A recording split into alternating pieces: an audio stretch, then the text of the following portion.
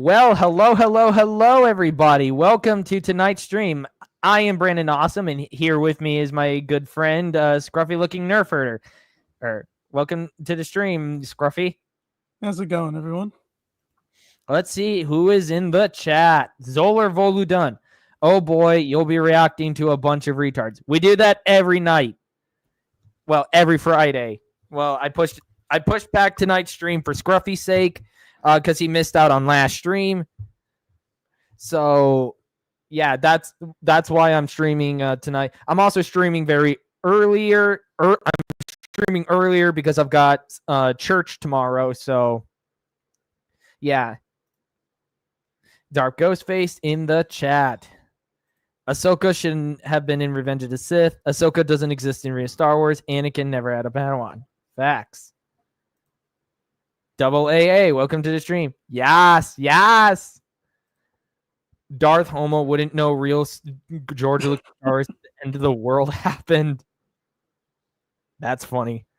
All right, so speaking of Darth Momo, he is actually the first on our little tour, and we're going to get the shorter of his two videos out of the way. There should never have been Star Wars sequels. And when he's referring to this, he is referring to the expanded universe and the Disney trilogy. So let's go. Oh, wait, I forgot. We're covering Meg too at later. Oh, yeah, I saw that on the description. Okay, shut up. Okay, let us go. Oh, Mecha G75, welcome to the stream. But Darth Momo is still... Yeah, even though he claims he wants to put an end to the expanded universe drama, he's still digging himself a deeper and deeper hole. Yeah, I mean, you don't make a 6-hour video and expect, like, nothing, like, to come of it. Like, in terms of debating. All right, let's get this out of the way. I'm going to skip through his dumbass intro. Enough Clipper High, friends. Darth Momo here, and today we're talking about the sequel trilogy. This isn't a video to talk about how quote-unquote bad they are or... Quote-unquote bad. He can't even bring himself to just say they're shit. He doesn't even talk about the expanded universe in that video. That thumbnail was purely for clickbait. Of course, because his channel is at he's at 1.48k subs, 170 views over the course of one day. His channel is freaking dead. Dead subs. Dead channel. Oh, I gotta 13 likes versus 2 dislikes. How the heck? George Lucas never planned to make a sequel trilogy. He said after he was done with the prequel trilogy, there would be no more Star Wars movies. Exactly. The real sequels are with the expanded universe. Jedi Prime, welcome to the chat. I mean, he even says it himself that if he was to do it, there wouldn't really be anything he could do that'd be like original, because the novels and the expanded universe already did it. Exactly. And they did it better. Or how they messed up, or what they should have been about. That's been done, and that horse has long since been beaten. Well, we'll still continue beating that horse to the day we die, because it needs to be grounded into dust. It needs to be hammered into it needs to be hardwired into everybody's brains that these movies are crap. And we will not accept otherwise. As long as Disney still tries to market it, it'll still get trashed on. Exactly.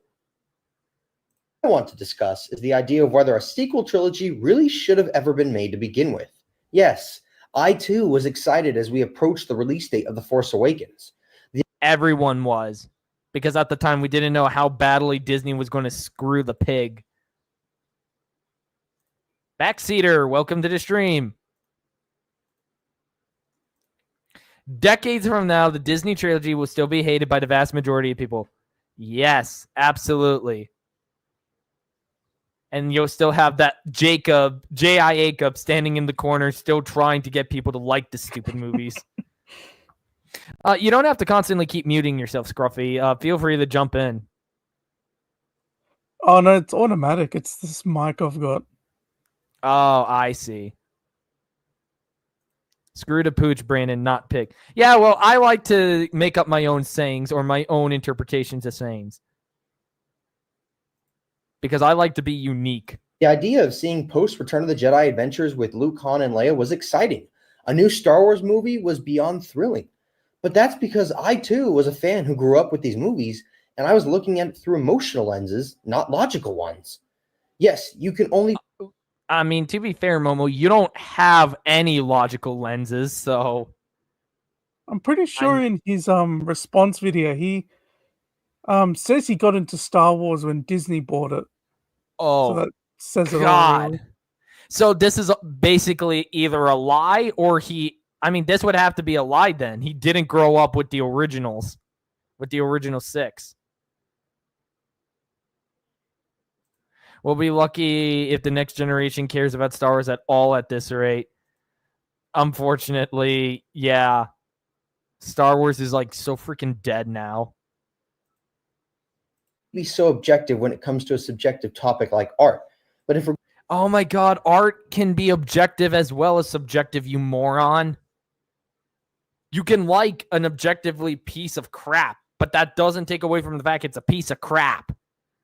He loves to use that quote when people trash on Disney Star Wars. Yeah, because he is a wannabe shill. He really wants that Disney access. And he seems to think that criticizing Disney doesn't make him a shill. Even though, like, we've seen all the big shills trash on Acolyte and The Last Jedi. Exactly. It's like they only crap on what is safe to crap on. The stuff that Disney is willing to take an L on. Khalil Cruz Ramirez, welcome to the chat. Chris Stuckman still believes that the Disco trilogy will be well received in the coming decade. Yeah, right. Also, I think this is the first time I've seen all 3 of my moderators in the same stream. So, hey guys, get familiar with each other. My mod squad. Momo even got debunked by JJ. I don't know how well JJ debunked him because it's JJ plagiarisms, the guy who literally humiliated himself live with Sheev Talks. So I wouldn't say that's a high bar.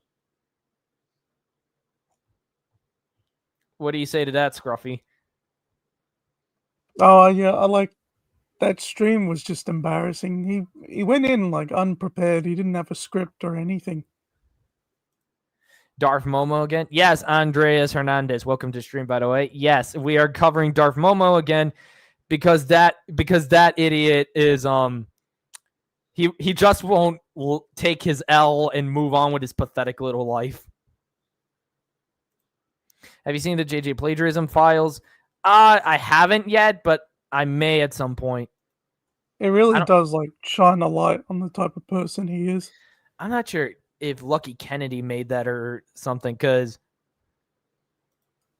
going to be as objective as possible. People who've made videos on him, yeah, exposing what he's done. Possible. Was a sequel trilogy really needed? The prequels, whether you love them or hate them, they were baked in from the beginning, with the original trilogy being labeled episodes 4 through 6. But were episodes 7 through 9 baked in as well? We're going to be looking at this from 2 different angles, within the context of episodes 4 through 6, and within the context of 1 through 6. Starting with the complete... So is he going to try and justify the Disney trilogy? No, he says in this video that the sequel trilogy wasn't needed at all. But he doesn't talk about the expanded universe, though, even though it's on his thumbnail. I guess Momo really hates the expanded universe. Like, it's very obvious with a thumbnail like that he just hates it. He hates its very existence. Pretty much. Like, making a 6-hour video trying to discredit it. And then say at the same time that Disney Star Wars is a legitimate continuation. Yeah, it's statements like that get you tossed out of this fandom ass first. No, face first, actually. We would grind your face into the dirt. George Lucas saga, The Phantom Menace introduces our main character, Anakin, the main antagonist in Palpatine and the Sith, and the main goal in the movies, the Chosen One prophecy to bring balance to the Force and destroy the Sith. We're also introduced to a dying republic, baked in corruption and in need of reform. And when we fast forward to episode 6, we see the completion of the story. Our main character dies after completing his arc. The villain is defeated, the Sith are destroyed, the prophecy is fulfilled, and the corrupted Republic that became the Empire is now on set to become the New Republic. Anything afterwards would be more or less an epilogue. But Momo... I mean, the expanded universe does indeed, it does continue that story. Yeah, you don't really need the expanded universe, but it's a fun thing to have. It brings new stakes. It doesn't just recycle old plots. Exactly. Anyone who defends Disney Star Wars is a #fake fan. Facts. Nowadays, if I ever have a child and show them Star Wars and doesn't care about it, I actually would be happy about it. I mean, I'm not so sure if I would follow that same line of logic because, frankly, I would probably be heartbroken that my son or daughter would not care about Star Wars. Like, they don't have to care about it the way I do, but he said that long before he even started his channel. I think they may be talking about Jada. There's a lot going on in my chat. Yeah, I'm just reading it all now. It's lit up. Woo! I have a lit up chat. Those story threads are more or less established by George's bad prequels, and the originals alone allow for sequels. Well, is that the case? Let's look at the original films alone. Luke is our main character, and when you look at him in the beginning of the first film and look at where he ends up in the third film, his arc is complete. He fulfills the hero's Not quite. His arc is kind of left open-ended. Like, he's set to become the leader of a new generation of Jedi. Which, again, the expanded universe builds on. I'm sorry, Scruffy, you were saying? Oh, I was just going to add on, the expanded universe. It just, as it says, it expands upon everything. This is why I don't have kids. They don't deserve to live in a world of shit. Well, Mecha G75, you should have children because that way you can teach them what is right so that they can, carry those lessons onward to their children and help try and make the world a better place. It's the reasons that we are not having enough children that we're allowing evil to spread. At least that's what my mom says. Yeah, Solar, you tell him. Every time Darth Queer talks, more stupidity makes him sound more intelligent. Like, Momo is just such a meme at this point for us. Like, how can anyone take this idiot seriously? If you're a Disney Star Wars fan, you probably could. Yeah.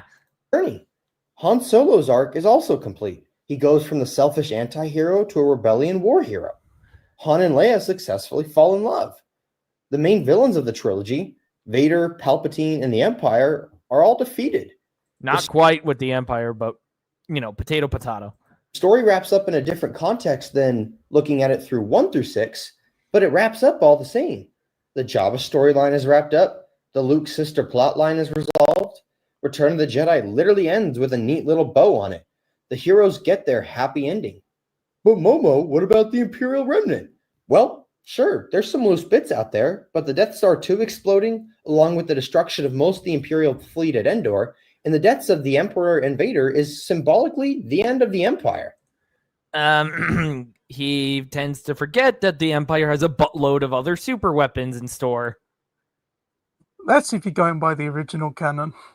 The real canon. Exactly, yeah. The Disney one, I don't even know much of the post-Return of the Jedi stuff. Fun fact, in 2015-2016, Momo was what the Hispanic memes ironically called memes. Oh, wow. Darth memes. Well, he certainly lives up to his name. But Momo, what about when Yoda tells Luke to pass on what he has learned? That story thread hasn't been wrapped up.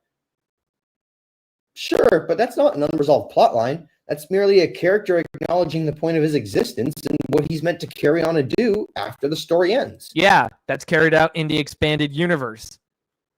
Oh, but that's not legitimate to Momo, don't forget.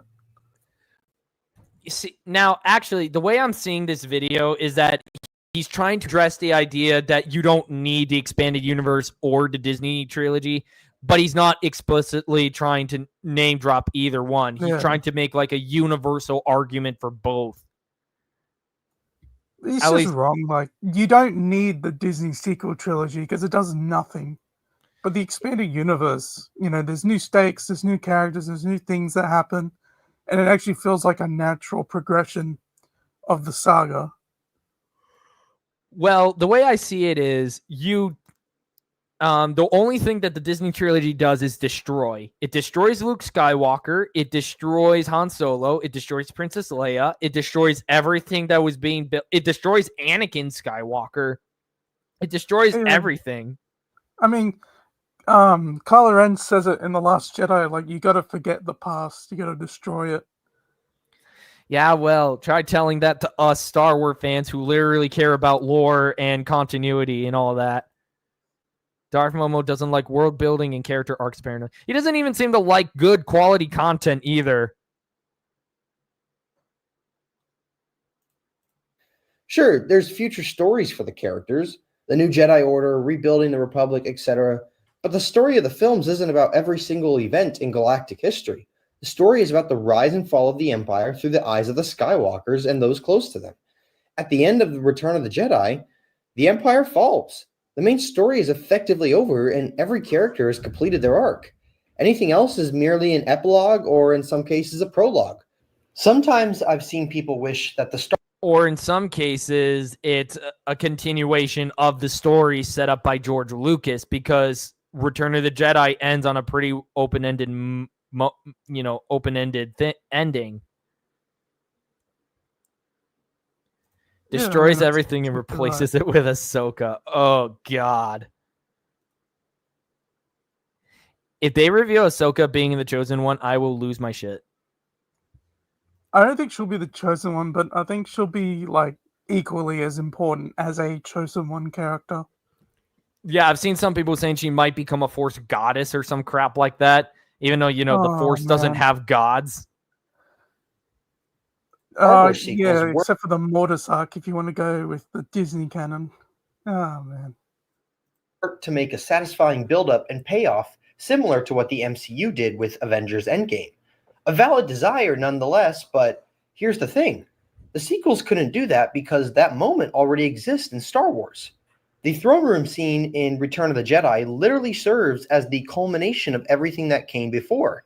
The prequels, originals, animated stuff, etc. It all serves to build up to that moment. Of course. And when he's referring to animated stuff, we all know what he's referring to.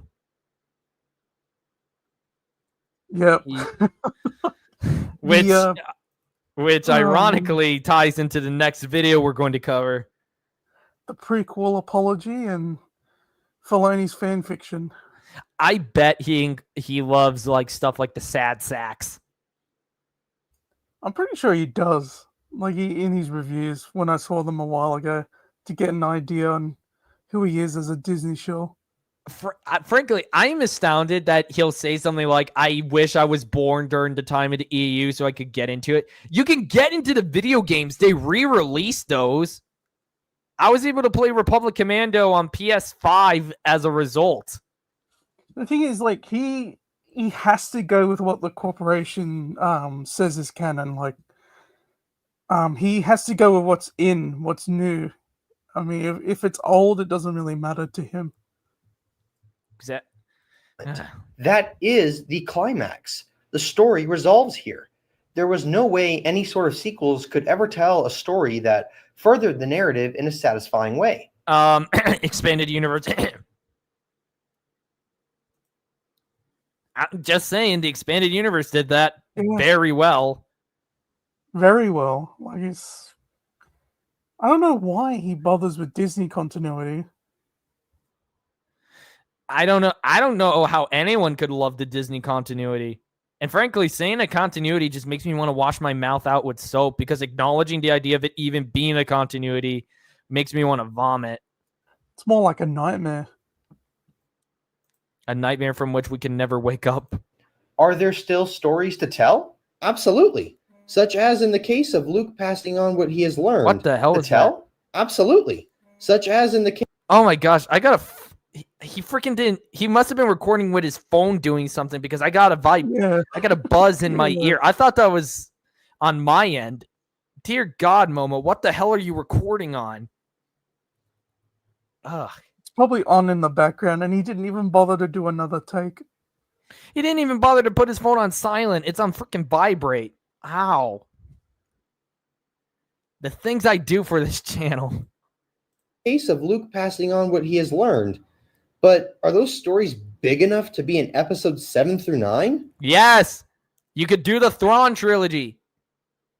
It's Duh. all there. Like, Disney had it all there, all written for them. The But Thrawn I- trilogy was sitting right there. Yeah. You could have used that. I mean, honestly, you can't do the New Jedi Order justice with 3 movies. No, I think maybe a TV series would have been the best. Or like a approach. multimedia. No, wait, how would you do freaking? I don't know if a multimedia project could work either. I feel like Disney would probably just put it into live action, and I think they would have gone with a TV series. I think Yeah, and it that would would have be- been more easily digestible for the normies. Yeah, and it would be absolute garbage. Because, of course, and by live action, that means it's only going to get like a handful of episodes each, like 6, maybe 8 per season, And it's all just filler. with bad CGI and terrible lightsaber fights. Not really. Any new adventures would effectively be the beginning of new stories. The villains would be brand new, and the arcs for the pre-established characters would be new, not continuations of the arcs in the previous 3 or 6. Christ, you have not read the expanded universe. It is a continuation, you idiot. Well, what is the point? What was the point of this video? He's saying what Disney should have done, but they did that with the expanded universe before Disney bought it. Well, He's- it's obvious that he's read like only a very, very small handful of the EU. Like, I think he's read like maybe 1 or 2 novels. Because I think the last one he read that he gave up on was Rogue Planet. He claims to have read a bit of the Thrawn trilogy, but I doubt that. I seriously doubt. I mean, hell, actually, I would doubt that because of what he says. The Thrawn trilogy could serve as a new trilogy and a continuation of Return of the Jedi. No, but we've got the Disney version of the Thrawn trilogy, where Ahsoka is the main character, not the legacy characters. Oh, I swear to God, that if Filoni actually gets his movie off the ground, I am going to rip that to shreds. I will not happen one way or another, whether it be a movie or a show.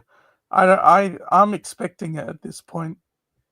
Unfortunately, yeah. I don't think the Taika Waititi movie would come out, or a vast majority of the other projects. Because No, I don't think so either. Like at this point, the Patty Jenkins Rogue Squadron movie is pretty much dead because there has been no news on it. Yeah, like the Ryan Johnson trilogy that's meant to have come out for years, but yeah, no news on that. Actually, I would say the MCU, for as crappy as that is, it actually releases more of the projects that they announce. Yeah, it takes forever. Yeah, exactly. And frankly, it gets to a point. Oh, Christ. That was like, they said that was meant to come out for a while, but it did come out. And Friendly Neighborhood Spider-Man show, that was announced years ago under a completely different name and premise. Films, since those are effectively concluded. In the example of Luke's New Jedi, while that story could be interesting, would it really serve as a proper episode 7? Yes. Who wouldn't want to see Luke training Jedi? Who wouldn't want to see Luke being a Grand Master? Yeah, he is clearly just trying to say that Disney didn't need to make sequels, and then it puts the idea that the expanded universe never needed to have its post-Return of the Jedi content. Like what the hell? Everyone with a brain and some actual working brain cells would want to see Luke Skywalker training Jedi, opening a new Jedi Academy. Christ. Not really. I'm not saying we should never see the characters again, but I am saying it shouldn't be in the form of episodes 7 through 9, because to be quite frank, they're narratively unnecessary. And I'm okay, that's why you have the expanded universe. In fact, if anything, you're kind of justifying why the expanded universe is better, you moron. Because he's saying that's essentially what he's doing. That's what he's saying. He's saying, oh, it would be great to see these characters again, but not in the context of 3 new movies. Okay, what about books, comics? You know, that's exactly what he once again has shot himself in the damn foot. But of course, I doubt he's ever even going to know that this stream exists, or I'm pretty sure Ankaro is going to, report me to him, because he'll probably watch it, but he won't post any comments or anything. No, he won't, because he's a little coward. He's like Starscream levels of cowardly. I'd give a bit more credit than Momo. Who would you give more credit to? I'd give Starscream more credit. Ha! Actually, yeah. This as a sequel hater. I actually rather enjoy at least one of the entries in the trilogy. Oh, yes, you love The Last Jedi. What a self-report. What a self-report, chat. And I'm not saying this as a sequel hater. I actually rather enjoy at least one of the entries in the trilogy. Bingo! Darth Momo has officially stated that he is a fake fan, and therefore, no one should ever take him seriously in his opinion on anything regarding Star Wars. It should be immediately dismissed. Immediately dismissed. Don't take it seriously and just crap on him, because that guy knows shit. Does he like being contrarian? Is that why he likes The Last Jedi? I don't know. I mean, you could call me a contrarian because I seem to hate a lot of the modern Spider-Man stuff that the fandom, for whatever reason, thinks is good. Get the hell out of this fandom, Momo. Oh, we're here hauling him out already. This is us gatekeeping. No, I wouldn't call you a contrarian, because you actually have standards on what you want to see Spider-Man do. Everyone, I would like to say that everyone on my channel, all 473 subs, which thank you everyone for that, all 473 of my subs have standards. I would like to think that, whenever I'm having a crisis of faith in humanity, I would like to think that the people who sub to my channel, who watch my streams, and hopefully later my videos, have some sense of standards and common sense. It's all in the chat as well. We're seeing it all. Retards like Darth Momo are the reason why gatekeeping is necessary. Absolutely. Gatekeep. We've got to start doing, and not just for Star Wars and Marvel. We got to do it for every single fandom imaginable. Because otherwise, nothing's getting ridiculous at this point. How everything's turned out to be. Yeah. But whether I enjoyed it or not, there really didn't need to be a sequel trilogy in the first place. Yeah, well, that was crap. Also, one of these AT-AT walkers, can you please shoot this retard? And spare us, because we're not done with Momo tonight, folks. Oh, no. We're not done. We are going to take on his next video, and I think this one's even dumber. TCW does not retcon the movies, debunking EU elitists. Yeah. And let's see, 789 views in 5 days. Most of these videos do. That's bloody awful. Oh, I hate Ashen Bohota, or whatever. Ashen Bohota. I really do not like this guy. I have gone into arguments with him before, and once again, he really hates expanded universe fans. He keeps advertising his fan fiction to anyone. I No, don't know that's why. A21 edits. This is a different guy. Oh, this is a different one. Oh, okay. Yeah, A21 edits. Oh yeah, I believe this is the video where he no, it was in the last video. Oh god, where he actually chat. Scruffy sent this to me a couple hours ago, but A21 edits, now going by Anna Caro edits, is he reported me for this stream because he read the description in my channel in the very stream. Yeah, he claims it's harassment, which is pretty funny. Seriously, at this point, anyone who cries harassment should be ignored. Unless you can actually present a justifiable case. That guy got in an argument with a Lauron X and then blocked her. Ashen Bahota? Really? That's hilarious. Wow. I'm pretty sure he blocked her because she absolutely floored him. Like, just wiped the floor with his ass.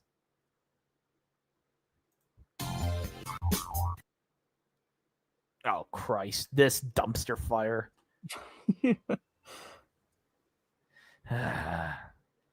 In comment sections, I've still engaged with people who refuse to accept TCW because it retcons the films.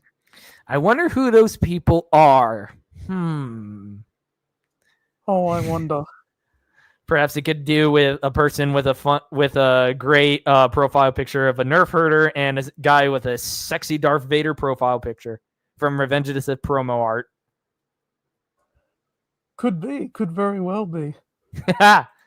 They'll give out various retcons that can be reconciled, just like other EU or film. Reconciled, huh?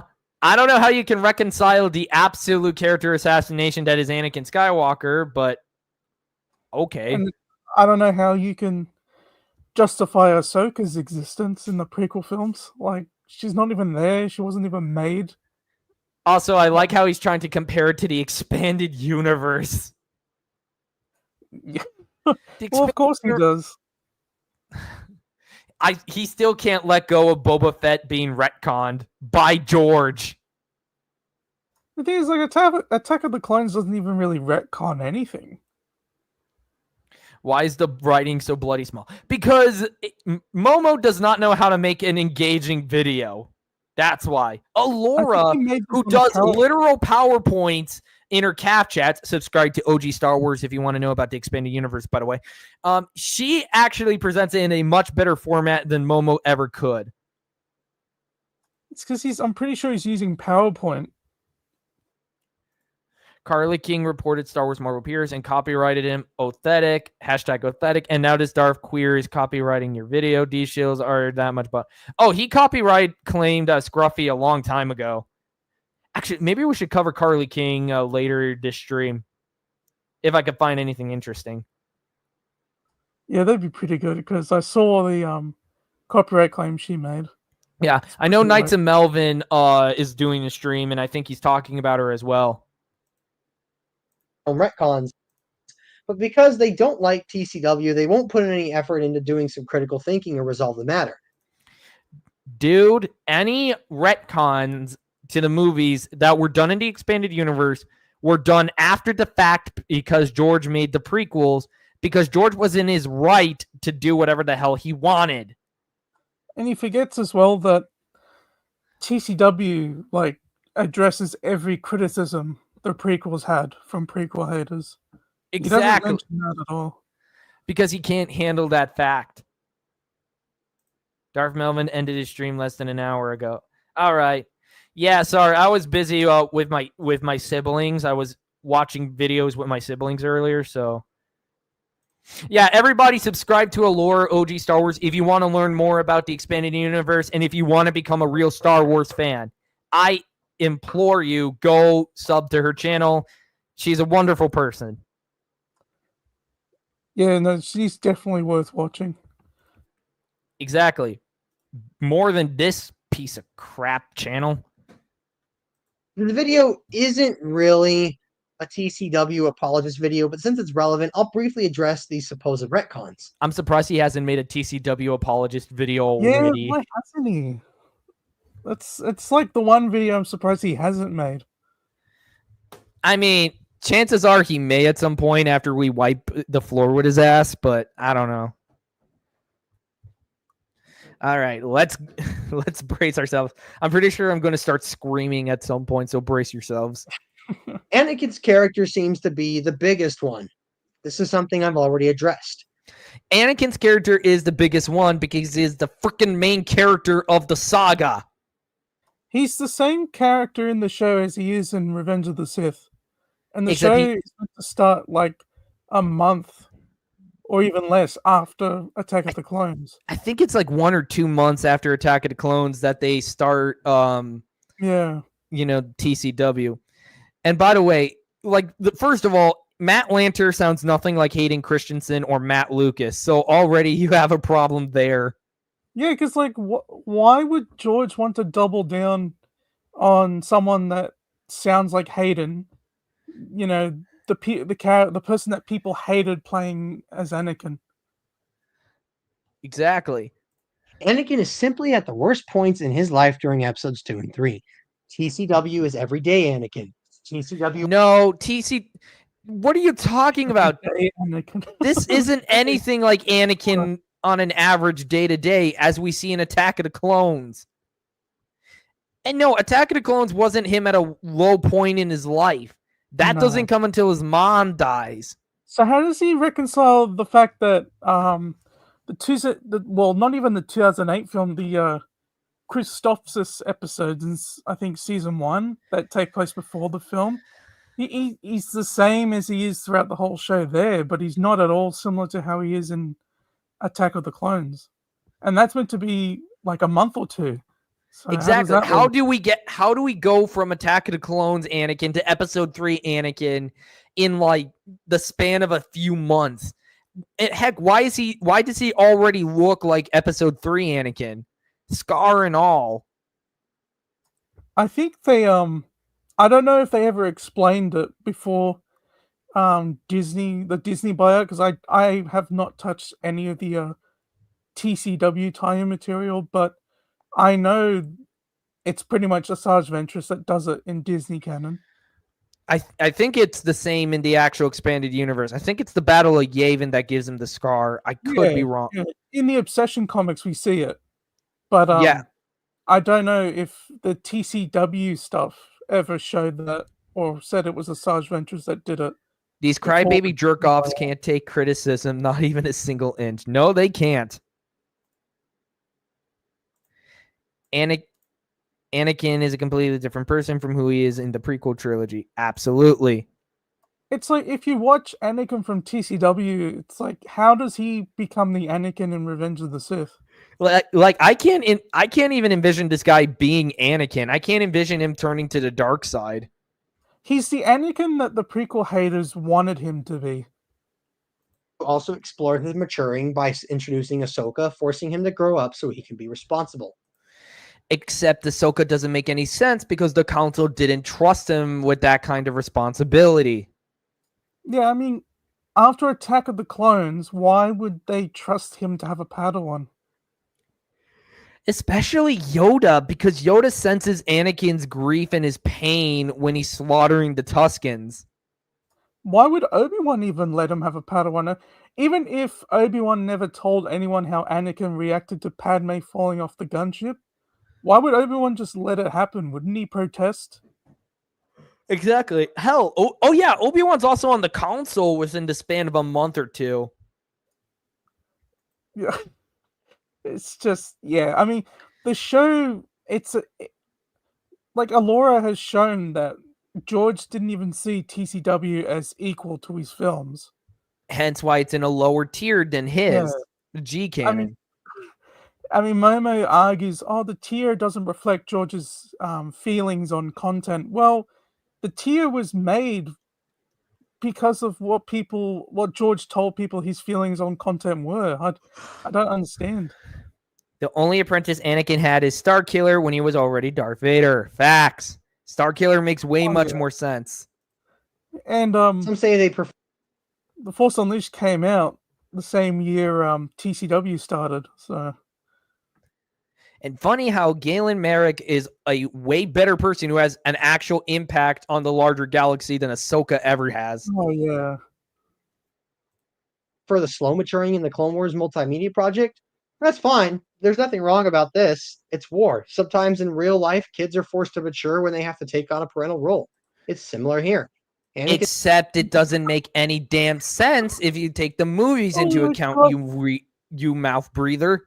It's not like Anakin was in a situation where his parents died and now he has to take on the parental role for his younger sister.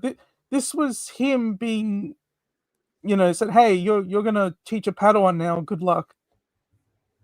Which, by the way, Padawans are not assigned to Jedi. That's not how it works. I mean, that's one of many things that's wrong with TCW. This is everything wrong with this. Yeah. is otherwise still the same character as he is in the films. He's emotional, a struggling. No, he's not. He's not anywhere close to being the same character in the films. He's really not. He's not at all. Oh my god. I literally got off stream a few hours ago from Backseater with and we covered Ant again, and Ant doesn't understand Anakin's character any more than Darth Momo does. Well, of course, because TCW is their idealistic version of the prequel era. Jedi, rebellious, struggling with attachments, struggling with inner darkness while trying to be a good Jedi. And he's honestly, we barely ever see him struggling with inner darkness.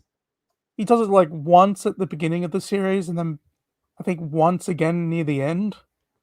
Doesn't really happen. Yeah, there's no hint at him struggling with the dark side. brash and impulsive. The only one I can kind of understand is the voice change, but even then, it's not too different. What do you mean? Hayden and Matt Lanter sound nothing alike. They don't. They don't. Are you deaf? Are you deaf? Oh, Dear man. God, Momo, your brain has to be the size of an atom. Everyone said that. I remember back when the show came out, people said he doesn't sound like Anakin from the movies. Apparently Momo's the only one that never thought that. Simple Momo. Animation where things are a little stylized. The next retcon I've seen is Ahsoka. Her being Anakin's Padawan doesn't retcon the films. There was no allusion to him not having a Padawan. Yeah. Oh, God, yes. Her very existence as Anakin's Padawan retcons the movies, you idiot. Because they can never come up, when you ask them, why wasn't Ahsoka, you would think Ahsoka would have been brought up or referenced at all during the events of episode 3, but they never come up with a good enough reason. I think one idiot tried to say that, it's because Ahsoka didn't exist yet. It was because she was never a factor that George took into account when making the story. Yeah, exactly. I mean, I don't blame George for it, because clearly TCW was he just wanted a television show to have, and he just did whatever with it. But I mean, it's hilarious how people have it. They say, it's just as important as the films. Yeah. Even if she wasn't mentioned in Revenge of the Sith, well, Qui-Gon wasn't mentioned in the original trilogy, but he still exists. Oh my God! Screw Yeah, off. That's not even the same at all. I should have mentioned this in the video, but it's not the same at all. It's not. Qui-Gon was Obi-Wan's apprentice, but it made no sense to bring Qui-Gon up at any point because he was dead. Yeah. I mean, it made more sense for Obi-Wan to reference Yoda, because Yoda most likely trained Obi-Wan as a youngling, because we see that in Attack of the Clones, him training a bunch of younglings. And on top of that, it makes sense because Yoda is still alive. And he's the surviving Grand Master. I mean, exactly. Except with Ahsoka, it doesn't make any sense because you think she would be brought up at some point in Revenge of the Sith, especially if we take into account the idea that she's alive. Like, you think Anakin would reach out to her during a time of crisis. Yeah, you would think. You would think he would reach out to her, get help, speak to her, but apparently not. Islamic State, welcome to the stream. What would you give JJ Plagiarisms out of 10? I would give him a 0. He's annoying to listen to. He can't shut up about his own personal problems. He's an embarrassment to actual people who know their crap. He keeps trying to start beef with people. It's just, he doesn't like when people make videos on him, but he'll make videos on other people. And he has a Funko Pop profile picture. So, yeah. Doesn't he pay someone to make Funko Pop designs? Yes, he does. Where was Ahsoka during the events of the original trilogy? If she was still alive during that time frame? Exactly. Pretty fishy that she just happens to vanish during the original trilogy. It's not like, word of a hotshot pilot named Luke Skywalker, wasn't going around after the Death Star blew up. Have they even explained what she did during the events of the original trilogy yet? I think really the only thing we get is that she was some stupid agent named Felcrum helping this Kanan and his group in Disney canon. And that's really it. They don't even give much of an implication. I don't even think she really has that much tie-ins with the actual Rebel Alliance. I mean, doesn't that just make her to be an awful person then? That she did nothing to help the Rebel Alliance, after Rebels? Pretty much. She just didn't feel like doing anything. JJ Plagiarisms is autistic. I feel a bit bad. I actually have lost any and all sympathy for him because there have been some things he said that honestly, even if he was autistic, he shouldn't have said. Yeah, there's plenty of videos there's a paper trail, there's witnesses that there's clips, recordings. Yeah. I mean, you got the rogue internet man as well. I'm autistic and I act nothing like JJ Plagiarism. Exactly. I'm on the lowest end of the spectrum and I don't act like that. Christian, I don't know if you know him, but he has a history of yes. Yeah, he has a history of blaming his autism for his awful behavior. That's when it becomes a crutch and not an actual excuse. Ahsoka being off and on her own mission isn't really relevant to the story Anakin is experiencing in the film. Okay, if it's not relevant, then why does she matter? Why is she even a part of the story then? Yeah, I mean, she has no role to play. And again, based on what little I know of the TCW tie-in material, they actually had an idea for how to make her more relevant. The idea was that she, makes a vow to herself, recognizing the importance of being the Padawan of the Chosen One. And she vows to make sure he stays alive so, he can fulfill the prophecy. So I'm imagining that the idea was indeed that she was going to die and that she would probably sacrifice herself to save Anakin. And it would actually crush him because the one time he's given a huge responsibility, he blows it. Yeah, I mean, we even have Dave Filoni saying that George wanted her dead. Exactly. It would have made much more sense. God, games, and geekness. I like to think of TCW as infinities. I mean, that is actually a decent way to go about it. I would say, I think of it more along the lines of S-canon, like the Marvel comics. Since technically the Mortis arc is referenced in Fate of the Jedi. But even then, in Fate of the Jedi, it's very vague. It's not, I explained it, I think, in one of my videos, you don't need the Mortis arc to exist to have Fate of the Jedi work. Exactly. Especially since Padme quickly becomes his main and only priority. And if you criticize the Jedi Council for giving Anakin a Padawan, well, the Jedi Council made a lot of mistakes and dumb decisions, and some would argue Oh my God, they made errors in judgment. They made errors in judgment, but they were never flat out stupid. I mean, if you go by TCW, then yeah, the Jedi are flat out retarded. I mean, it makes sense if you want to go by the Jedi Council and TCW, but not, in the prequel films or the EU. Like, the Jedi are supposed to be freaking wise. Yeah, I mean, I think labeling giving Anakin a Padawan as just a simple mistake is pretty disingenuous. Yeah. Argue that was the point of the trilogy. They were basically given the Sith's plot in Attack of the Clones by Dooku and did nothing. They didn't investigate the clones right away. Because the reason is because they believed that Dooku was lying and they had no reason to trust or believe him. They had no reason to believe, Dooku at all. Yeah, I mean, he's really trying to scrape the bottom of the barrel, as they say. And even then, Mace Windu is like, they should keep a closer eye on the Senate.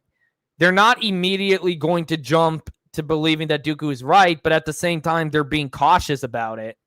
Yeah, I mean, did he even watch the films? I guess not. I guess he's never seen a single Star Wars movie in his life. Yeah, I mean, Darth Ghostface said it well. He's just doing damage control for TCW. Brandon, what do you think of Matt Wilkins? I think Matt Wilkins is a pretty cool dude.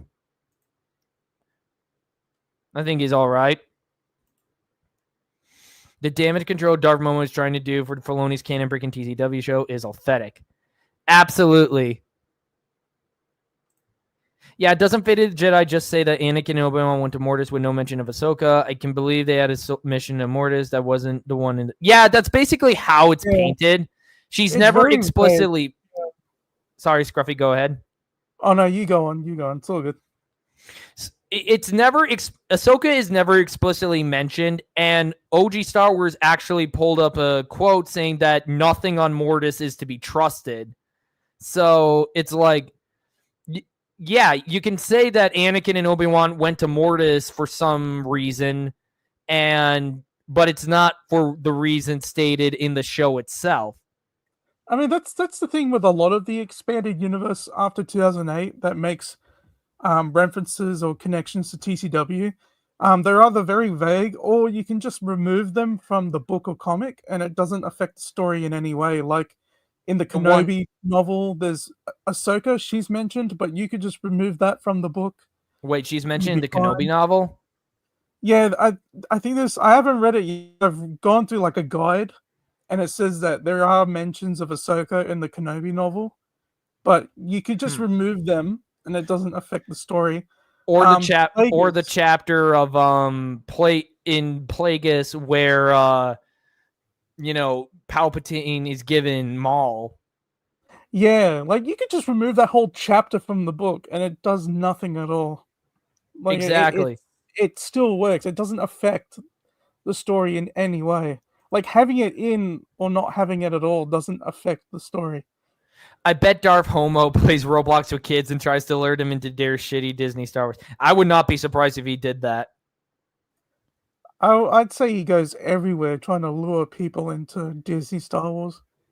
And we're here to shut him down. That's our job. Given the Sith's plot in Attack of the Clones by Dooku and did nothing. They didn't investigate the clones right away. They had no time to investigate the clones. A war was going on. They had no time. Yeah. I mean, it's damage control, and it's very poor.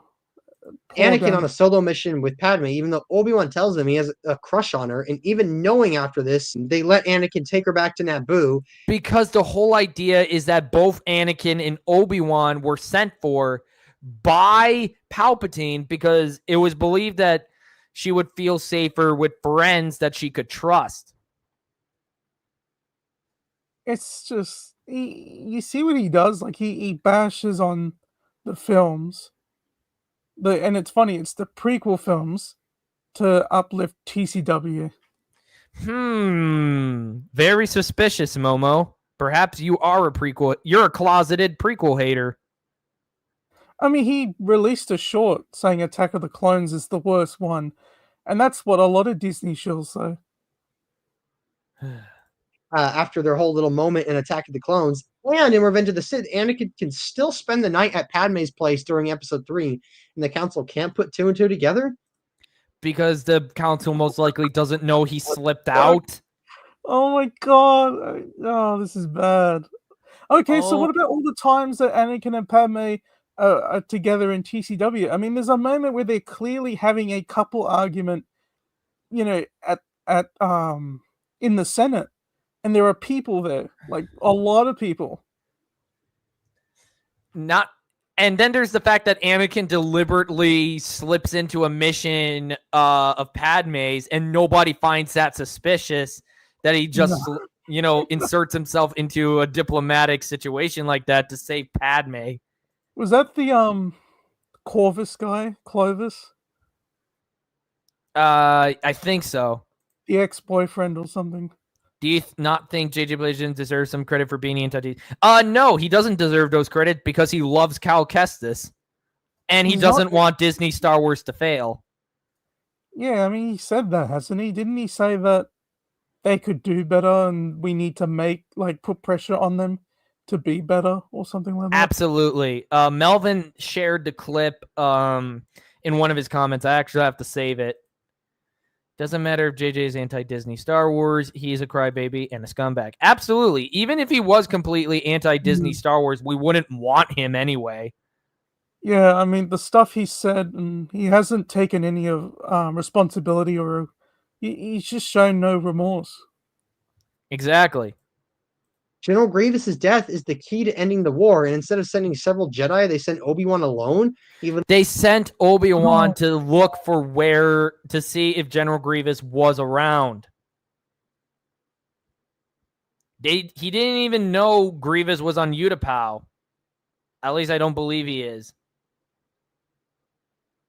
Not at first. I think Palpatine tells them that he's there with his clone spies that totally exist. I think so. I don't know if he specifically name drops Utapau. I could be misremembering, but I think he says something about he's hiding in a specific space sector. Yeah. Us real Star Wars fans don't welcome zoophiles or pedophiles into the Star Wars fandom. No, we don't. Yeah, I agree. No other Jedi are on Coruscant, and after learning Palpatine is a Sith, they only send 4 Jedi. So the Jedi making... Okay, first of all, the Jedi are spread thin across the galaxy because of the Clone Wars. We even see this during the Order 66 sequence, you dumbass. Yeah, I mean, again, did he even watch the movie, or is this just someone else's talking points that he's taken? I'm guessing it's somebody else's talking points because he's so damn unoriginal. I mean, to be fair, he does have some original talking points, but all they do is just make people look bad, like Tom Beich and George Lucas. Oh yeah, don't get me started on that Lucy quote. Yep. Decision with Ahsoka and Anakin fits right in if you really want to perceive it that way. Wait, what? Making a dumb decision with Ahsoka and Anakin fits right in if you really want to perceive it that way. No, it's not a dumb decision. It's a completely retarded decision. And the Jedi, none of those things you listed are dumb decisions by the Jedi. I thought I was able to... Oh man, I forget how stupid his video was. I thought I forgot it all, but apparently not. You never forget brain damage. I still can't forget the vast amount of brain damage I have witnessed over the years. I still cannot let go of how stupid Marvel Spider-Man 2 is or Sonic Frontiers. Lore Master Chris, guess what? We don't need TCW either by his logic. Absolutely. His older video technically also shoots him in the foot. We don't need TCW.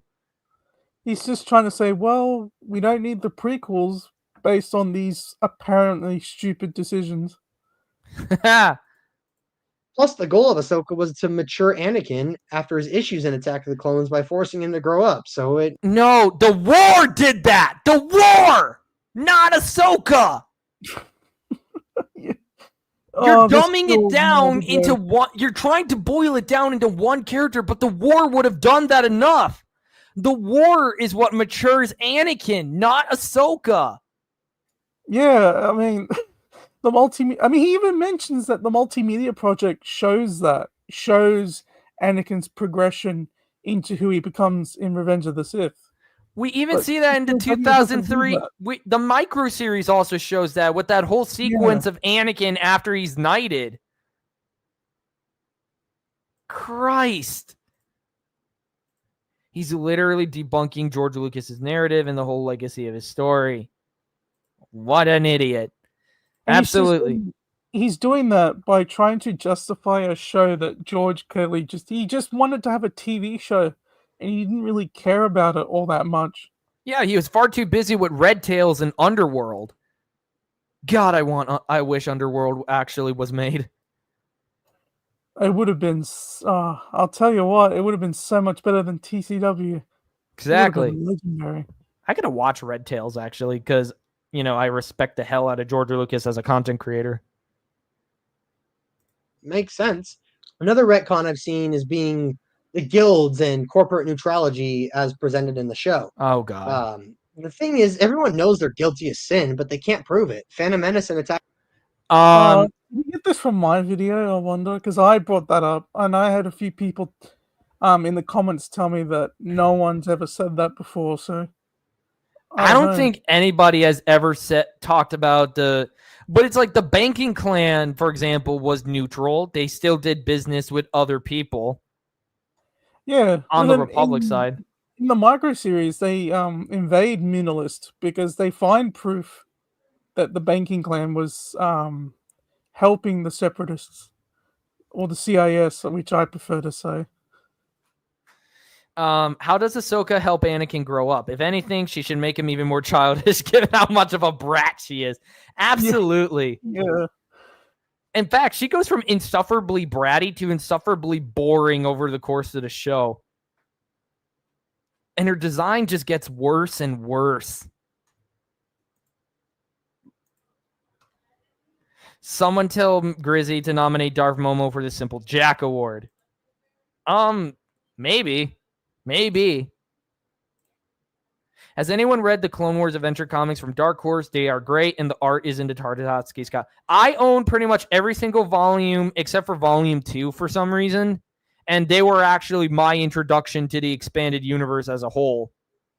They're pretty cool because we actually get to see the clones unmasked. Exactly. They actually do tell much more compelling stories in a few pages in an anthology series than this entire damn show. TCW fanboys like him just need to admit it. They blindly love this show, and any criticism towards it they write off as elitism. They're no better than TLJ defenders. Yep. People have said that to Momo, and he just says, "Oh, but George made the show, so you're just because George." Just because George made it doesn't mean it can't be shit. I mean, George made Howard the Duck, and that's shit.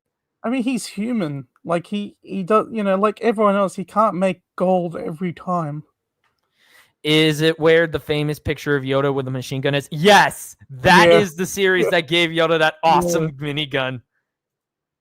Which automatically makes that 100 times better than TCW, because you're never going to see stuff like that in TCW.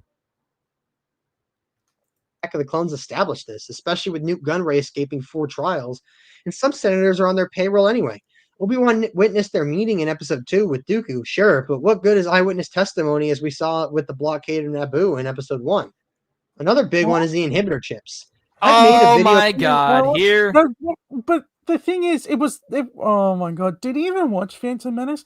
They knew the blockade was happening. It was a process.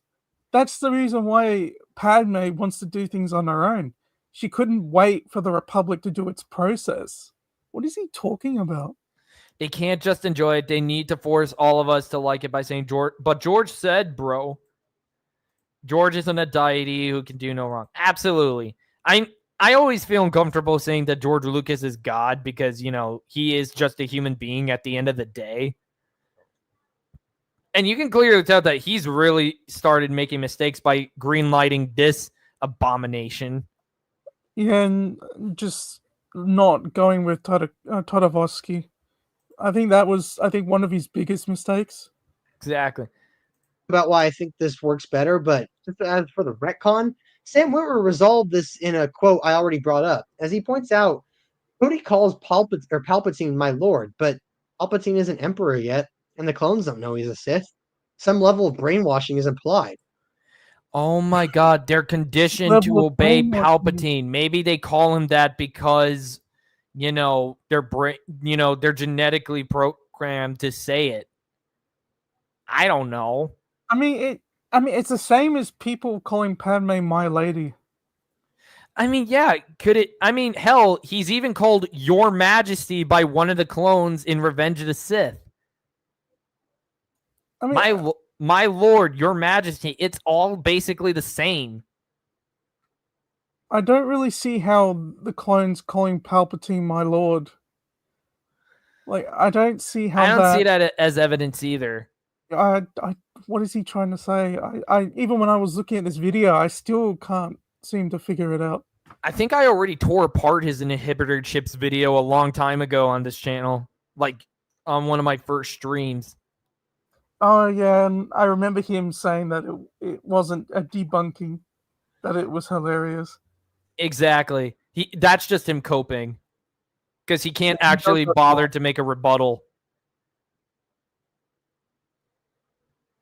I've even seen some people get upset because the Kaminoans say the clones are genetically modified to follow orders, even though the chips are basically a form of genetically modifying the clone to obey an order. No, they're not. No, that's not. It's sticky. That's not a no. genetic modification. That's shoving a thing into somebody's brain. So in that case, are we genetically modifying dogs if we put a tracking chip in them? Or are we genetically modifying it's not even genetics. That would be cybernetics. I mean, so what's the whole point of the chip? If the Kaminoans who even say that they can genetically engineer them to be more Obedient. loyal and obedient, so what's the whole point of the chip then? That would mean the Exactly. clones aren't loyal or obedient. And again, the expanded universe, the Order 66 was hiding in plain sight. It was an executive order that Chancellor Palpatine could give if a Jedi rebelled. And the expanded universe expands upon this because there are heaps of executive orders. There's even one about the GAR arresting Palpatine if the Senate felt he was taking too much becoming power more or something. corrupted. Yeah, taking too much power. On top of that, even if the Kaminoans are basically saying that they tampered with the DNA of the clones, and that's supposed to be our Order 66 explanation, adding inhibitor chips does not contradict that, as it's still an organic modification and tampering. No, it's not. It's cybernetics, you moron. It's not. I mean, again, like the inhibitor chip was made because people at the time didn't understand why the clones would turn on the Jedi. They didn't understand it, even though Attack of the Clones explained it. They obey orders it. without question. Yeah. Especially from the highest authority in the Galactic Republic. Along with that, it's also like, I guess the inhibitor chips make sense if you're only going by TCW. If you don't count the prequels, then it makes sense. Exactly. Basically, TCW is supposed to replace the prequels. Yeah, I mean, that's essentially what it is. And you get a lot of the prequel haters saying that, it's George's apology to fans. Yeah, that's basically what it is. An apology to prequel haters, not actual fans. At this point, he should just play that rant from Mr. Buffy the Vampire Slayer, Freddie Prinze Jr. I'm smarter than you because Dave told me, bro. Oh, there you go. There's a clip you can use. Darth Momo needs a mental therapist to diagnose his simp for TCW. I totally am now picturing that Momo has a Ahsoka body pillow. Honestly, it would not surprise me. I believe he does. That sick bastard. But it's basically just an extra safeguard. It doesn't contradict, it just expands. Extra safeguard what? The clones can't rebel. They're programmed to be obedient. And the thing is, the chip malfunctions. Like, that's the whole reason why the show even tells us the chips exist. So Palpatine is risking his whole plan on these inhibitor chips that could, not work properly and activate early. Hell, he's actually pretty lucky that there's only like one incident of the chip malfunctioning. Yeah, and even like I know Bad Batch isn't George's show, but even in there, the chips don't work properly. Oh, God. So the Kaminoans don't really know the true nature of the inhibitor chips as we see in TCW. Wait, what? The Kamonians don't know the true nature? Wait, did you rewind that? What did he say? And tampering, but it's basically just an extra safeguard. It doesn't contradict, it just expands. Also, the Kaminoans don't really know the true nature of the inhibitor chips as we see in TCW. What?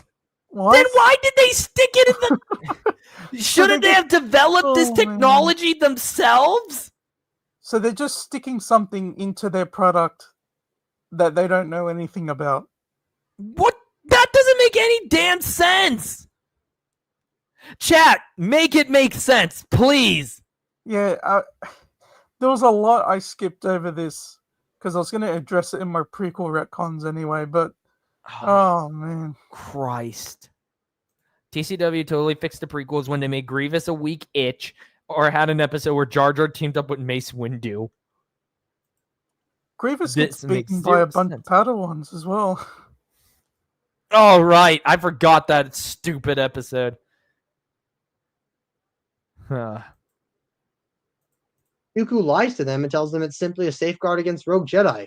So the Kaminoans establishing the genetic modifications and attacking the clones that's isn't how a it works. That's how business works. You just got you don't test products. You don't test things that are given to you. You just put it in anyway. You just take it at someone's word. It's not like the Kamonians are the damn finest cloners in the galaxy. Oh, wait, they are. I guess they did that by just taking people at their word. They didn't, run their own tests. And, it's just, again, this is what Momo does. He frames George as an idiot. Exactly. Because the Kaminoans don't even know what the chips really do or their true purpose. Then why would they stick them into the clones that they're making for the Jedi, you moron? It's like, explain that. It's like making a car. You want to make a car and you want to sell it. And you just got some random guy saying, here, put this in your car. But don't worry about what it does. Just take my word for it. Also, too, keep in mind that the Kaminoans were told by Dooku that the Jedi couldn't know anything about the inhibitor chips and what they did and what they were meant for. And once the Jedi started to kind of find out in season 6, the Kaminoans were told to keep as much hidden as possible.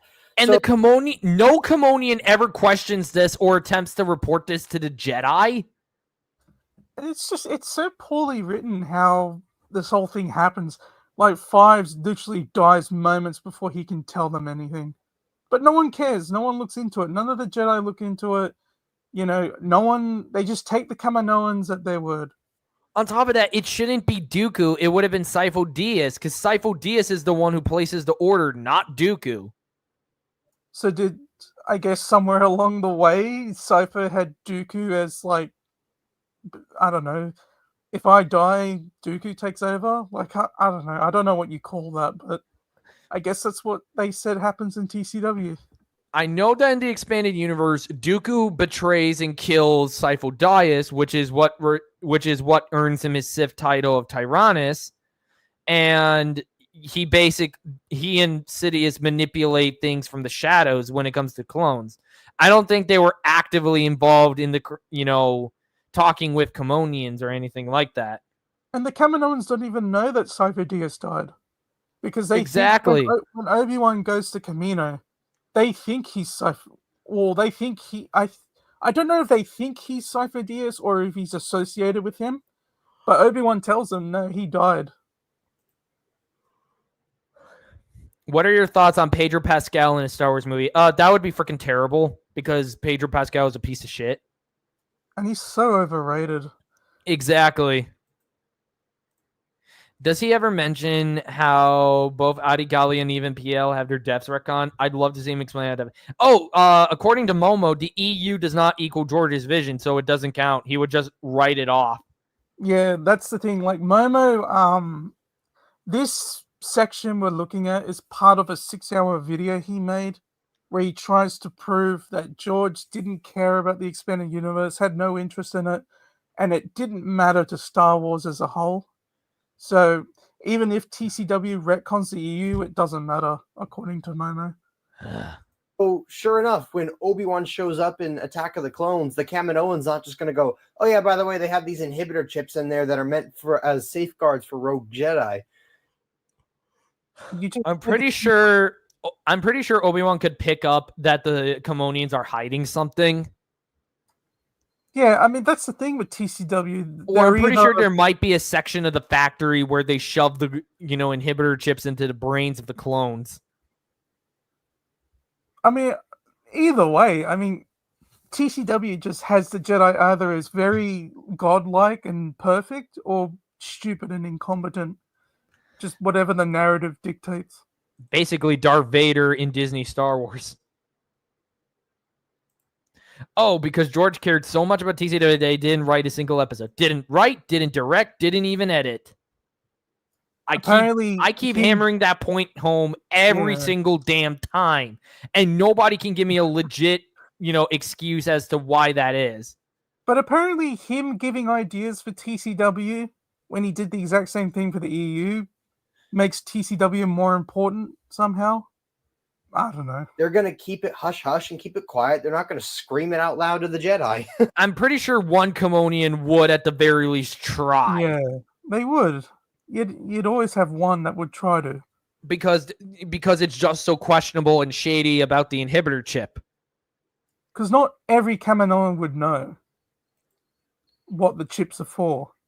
I'm sure they'd probably be lied to about it, but there'd have to be someone that would see the chips for what they are. Exactly. I've seen there's that stupid fake laugh of his. He does that all the time. I think he says that as a way of owning people. Is that really what he says? No, but that's what I assume. It wouldn't surprise me if that's what if that's why he does it. Suggested too that the clones don't have free will, that they're essentially mindless droids with few exceptions, but the Kaminoans saying clones can think creatively seems to imply there's some sort of free will. In terms of combat, you moron! Yeah.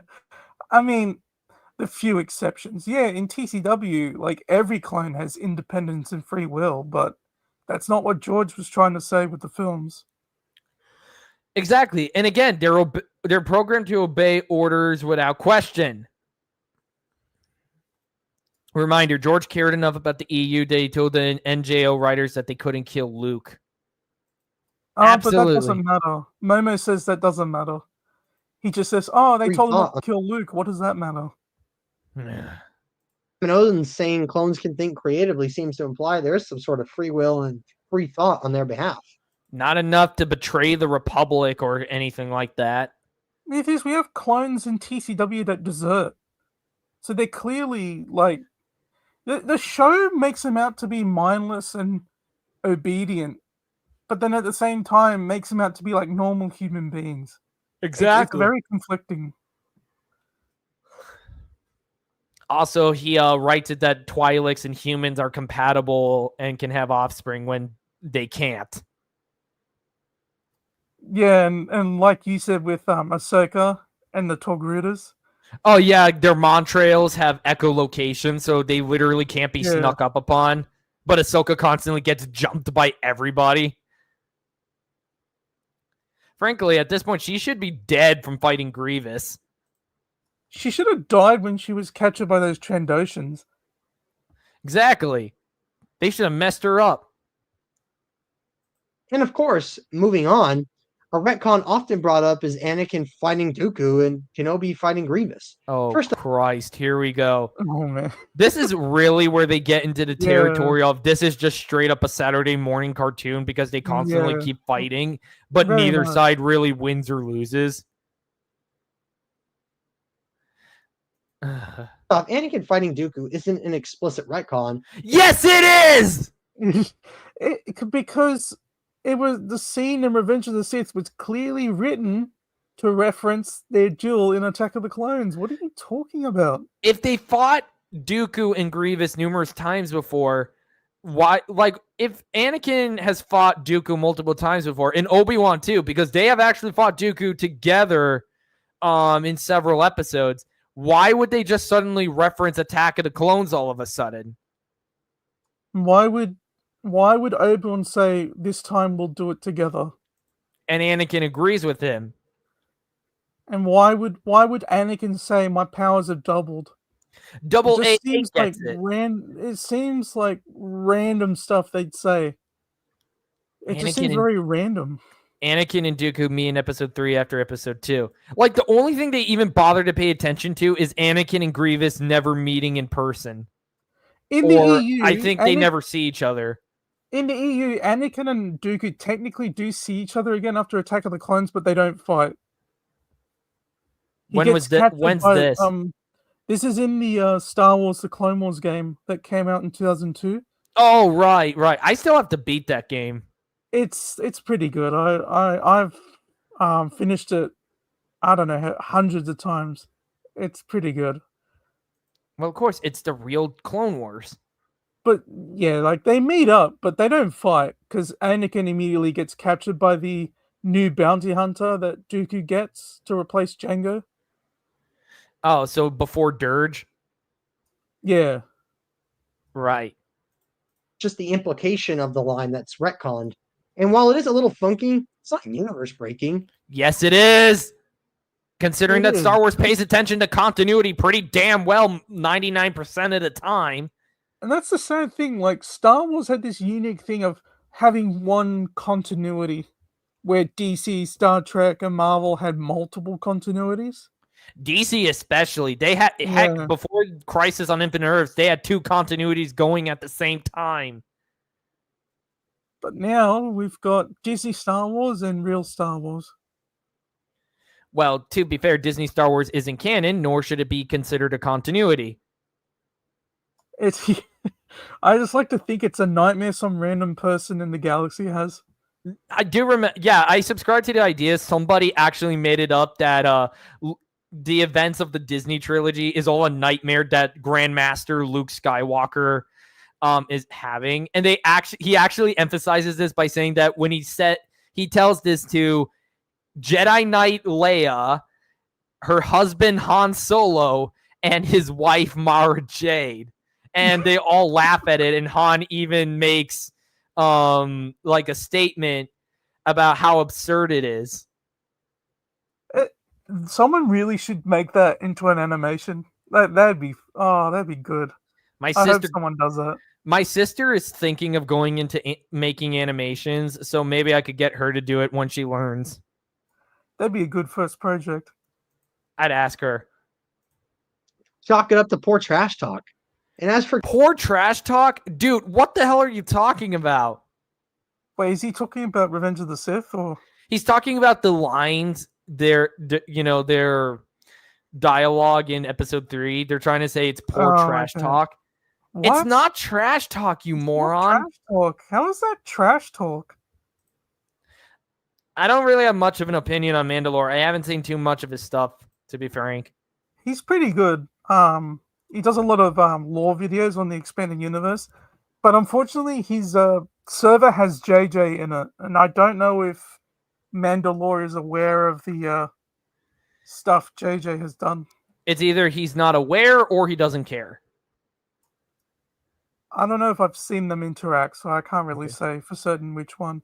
I also say it kind of bothers me that he does call the expanded universe Wedgens at times. It just bugs me. I think I've only seen him say it in those TCW videos like that were back in 2014. I do remember him stuff, saying, like the early days. I actually did try to watch like one of his lore videos, but I couldn't get through it because his audio quality wasn't great. Oh, okay, yeah, that'd be one of his earlier videos. Yeah, I kind of didn't really watch him for a whole lot. I kind of just watched his TCW videos on his Captain Fordo channel, and then that was it. But that's just me. I don't really hate the guy, but I don't really, I'm 100% gung-ho on him either. Well, Momo says those videos aren't even good. So Actually, there was some other idiot that tried to debunk those videos, and he got slammed. And I think he actually ended up disowning them. Yeah, he actually does. He says that he realized he was wrong. Ha! Suck it, Momo! Kenobi fighting Grievous, it could be chalked up to either poor trash talk or Grievous receiving new training from Dooku after Ventress's departure, with him only knowing combat before that due to his prior life as a warrior, which I actually think is a really cool explanation. I think that's an extremely retarded explanation. But then again, Momo, you hate the expanded universe, so I don't think you would understand what the word... I don't think you understand what cool is. You want to know what's cool? 2003 microseries Grievous, Shadow Troopers, The Dark Troopers, Kyle Katarn, Star Wars Bounty Hunter. You could go on, like, you could be going for days about all the cool shit that the expanded universe has. Brandon, what are your thoughts on people who say Star Wars was always woke? I think that those people are retarded and have never actually watched Star Wars in their lives. Yeah, I don't. That's like saying the X-Men have always been woke. I don't really understand when people say that, to be honest. Like, woke? Like, sure, there was, like, political, I guess, I don't know if you could say statements or commentary, but it's nothing like what they do now. And it's not exactly, and you can basically just watch the movies without really knowing that anyway. I still cannot, exactly. I really can't associate, the original trilogy with Vietnam in any way, shape, or form.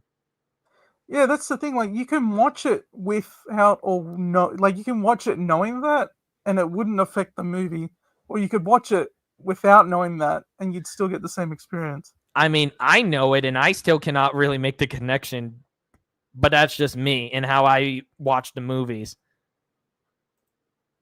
It's not in your face compared to Exactly. a lot of stuff now. Also, regarding the Dooku thing, Anakin and Dooku fight in the Clone Wars film that George Lucas was a major part of, and on top of that, did press for. So, if you have an issue with that, you got to take that up with George Lucas. He was putting money into it. Why wouldn't he do that? He did that for a lot of projects. He did that for The Force Unleashed. Yeah, he's done a ton of promo stuff for the expanded universe too. I mean, on top of that, he wasn't a major part of this damn movie, unless you're counting the press stuff as being a major part of it. So I guess, like, George, I don't understand the logic here. Like, so... Basically, if George Lucas is involved, shut up and don't question it. Yeah. Oh, yeah, I get that. Yeah, I get that. Again, like, he did The Force Unleashed. Exactly.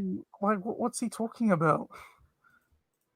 The other major one I see brought up is Kenobi finding out Dooku is Tyrannus. Oh, boy. There's a whole explanation I could get into, but I'll try to sum it up by the point that the damage was... Okay, here we go.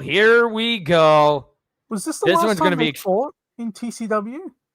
What? Was this, like, this image he's showing, was that the last time they dueled in TCW? I think so. This one has the Pikes in it, the stupid villains from the Book of Boba Fett, which I guarantee you probably wouldn't know because they barely show up in that show. Yeah, that show was garbage. I didn't even like the Pike designs either. Yeah, I mean, in TCW, they're like bony, skinny, but then in the Book of Boba Fett, they're just normal people with weird helmets. Anyone who says Star Wars was always woke is a bucking idiot. Boy. I agree, Ghostface. It's done.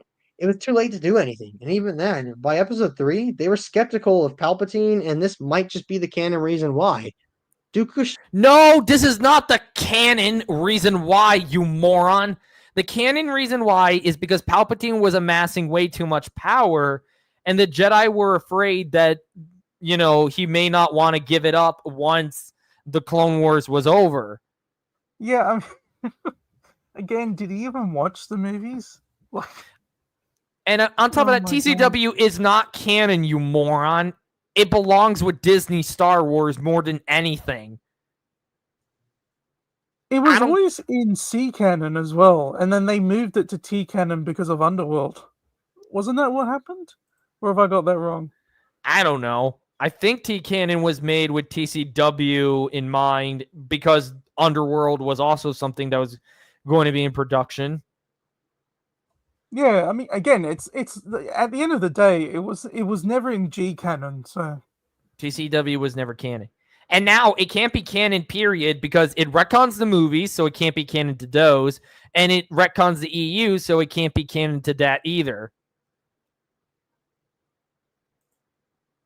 Straight up tells them in Attack of the Clones what's going on, and they ignore it anyway. So I don't see. Because he's a dark side user, and Yoda even says that lies and deceit are his ways now. And even then, they're like, we'll keep a closer eye on the Senate.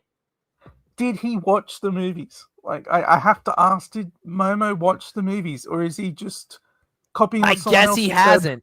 I guess he hasn't. I'm guessing he's only seen like the most basic outline of the movies. He's probably watched TCW more times than he's watched the films. Most likely. Yeah, this is too different. Even so, from in-universe, there was no real way out of this. Do you see how this section has a lot of his interpretation and a lot of his opinion on things? Exactly. He's basically just, it's almost like queer-splaining in a way.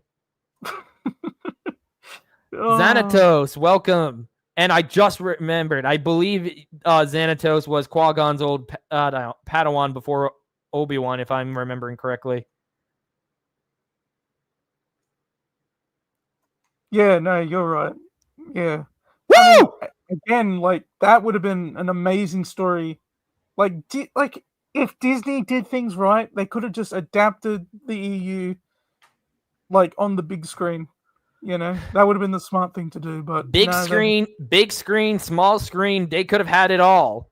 Yeah, exactly. But, I'm starting to doubt Momo even watched episodes 1 through 6. Yeah, I'm beginning to believe he's never even touched those movies. No. I mean, he's probably watched them, but years ago. Probably. I don't even think he owns a DVD box set like I do. In fact, I own multiple box sets. He's got the VHS. He loves to parade that around. Oh, boy. Turning against them. To find out they've been fighting with an army made by Dooku would blow things out of the water. It'd be similar to if we suddenly learned the whole U.S. Army was conditioned by the Russians. Okay, so we would immediately stop. We probably would stop using them. I mean, with us, we would probably stop using the army and try to hastily rebuild. And in the EU, the Grand Republic, the Grand Army of the Republic has a freaking militia. Not everyone involved was an actual clone. There were people, ordinary people, volunteering to help fight. And that's the same in the CIS, especially during the Dirge's Lance. You had a lot of organics fighting as well. Exactly. It wasn't just clones and droids. But somehow in TCW, you don't see that. Yes, I would watch a movie about Qui-Gon and Obi-Wan fighting Xanatos. That'd be a damn good movie. Exactly. How would that play out? We also don't have proof other than eyewitness testimony, and even then, they'd look like idiots for not having investigated that sooner. Oh my god. Yes, you just pointed out why this is stupid. They look like idiots for not investigating into the clones right away. Dooku literally admits that he's the reason Jango was picked. Yeah, but... Honestly, I'm surprised they don't question it because Sifo Dyas is revealed to be alive in this show. Was he? I think that was Yoda's vision, I think. I don't think so. I think someone actually fought Sifo Dyas and he was a dark side user. I could be wrong though.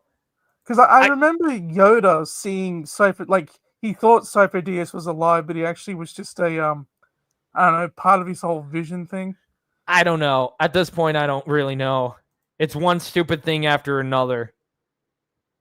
I mean, the only stuff I know about TCW is the stuff I researched, having to refresh my memory. Mm-hmm. They can't recuse themselves from the war because not only would innocents die while they take a stand, but the Republic would lose the war and Dooku would basically take control of the galaxy via that way, letting the Sith win. So, But Palpatine wouldn't have let that happen, though. Exactly. Hell, about? the war. You completely forget that this war is engineered so Palpatine can take more and more power. I'm pretty sure it's obvious he was never going to let Dooku see the end of the war. Exactly. And on top of that, what are you talking about? The Republic would lose the war. Considering how incompetent the Separatists are in this show with their battle droids, I would be surprised if they could actually win without a single shot being fired from the Republic. But throughout the show, we're constantly told that the Separatists are winning. They're overpowering the Republic, but it very rarely happens. Very rarely. Yeah, they couldn't raise a new army. The clones have been fighting for over 2 years with the Jedi by this point. There is an ordinary militia made up of other people, you moron. And plus, there was the Spartai cloning facilities in the EU that helps connect the prequel era to the Thrawn trilogy. Exactly. And you had that one stupid arc in TCW where they're training a freaking militia. Oh, yeah, the Saw Gerrera, yeah. So obviously it would be like, why wouldn't there be other planets fighting the Separatists with their own militias? Or the Republic Army having their own? I simply refuse to believe that everybody just sat back and let the clones do their job for them. The thing is, like, in the expanded universe, every planet had its own military. It's just the Republic didn't have its own army. But planets had their own defense forces as well. But they don't. No one in TCW has it. So it's just very bad world building. Brandon, what are your thoughts on Griffin Newman and Blank Check podcast calling the prequels racist? I don't really know them all that well. This is the first time I'm hearing about them. But if they say the prequels are racist, then they're idiots and fake fans because they don't know crap. The prequels aren't racist. Point. They didn't have any inherent reason to distrust them. Yes, they did! Tyrannus literally is the reason Jango was picked to be the template. Again, like no like sources, no like excerpts from novels or because he's never read the expanded universe. And I guarantee you, if he did take excerpts from novels, it would be Disney crap. Yeah, it'd be Disney or the TCW tie-ins. Why it's not connected to the chips from a few episodes back? Probably because to them that matter was resolved and they moved on. Which makes the Jedi look like idiots if they just decided to not. Oh, man. What, Momo? You're just proving just how terrible this show is and why it's not canon. Why it actually breaks canon with the movies.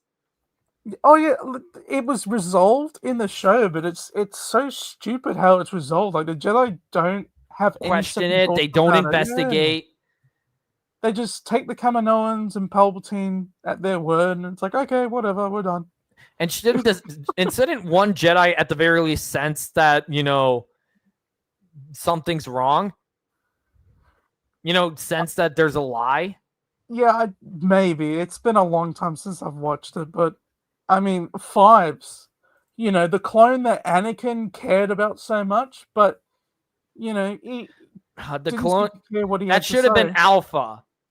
Yeah, well, Rex, did you know that we were meant to get Alpha in TCW? But yeah, but the reason why is because there were too many damn characters with the letter A. All two of them. So I don't I don't know. I find it hard to believe that George would say that. I reckon it was Filoni. Calling it right now, he's taking Disney Star Wars lore from JIA Cup. Would not surprise me. Keep in mind, from the Jedi's perspective, it's basically a clone that went mad and shot his Jedi. He died, and then another clone went AWOL and died. Okay, wouldn't they investigate to make sure no Yeah. other clones go AWOL? Yeah, they just don't investigate it. You know, oh yeah, clone went AWOL, but he claimed to have had important information. Oh yeah, let's just not worry about it. He's dead. He never told us. Let's just forget about it.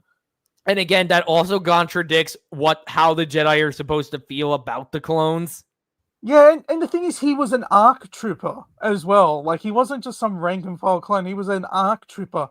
Not the proper ARC troopers, but, you know, he was a I'll higher never forgive rank. Filoni for what he did to ARCs. Yeah, he was just... yeah, again, he's an ARC trooper that had important information, but let's not worry about that, because, you know, case closed. The chips inside them were pretty much sold to the Jedi as genetic modifications the Kaminoans told Kenobi about. Yeah. No, they aren't. That's you just cramming your own stupid headcanon into it. Yeah, I mean, he doesn't provide any clips or quotes or anything. It's just his headcanon. Fives told Anakin that was a plot to destroy the Jedi, but Anakin clearly didn't believe him. Especially because I guess Anakin's a retard and he doesn't actually give a crap about Fives. Yeah, I mean, he went out of his way to rescue him, but didn't seem to care that he had something important to say before he got killed. Once the Chancellor was brought up in that. As for Yoda's visions later, again, it's just that, visions. Yoda's quick to ignore visions, saying always in motion is the future. Yeah, but you'd think he would take actual precautions when he's shown, hey, the Jedi are going to get killed by the clones. I mean, you see clones shooting, like, gunning down Jedi, but, you know, oh, it's a vision, it's nothing. Like, come on, man. Yoda maybe would question it, but it's not like he wouldn't do anything. Yeah, I mean, he nothing comes of it. He doesn't seem to be bothered by the...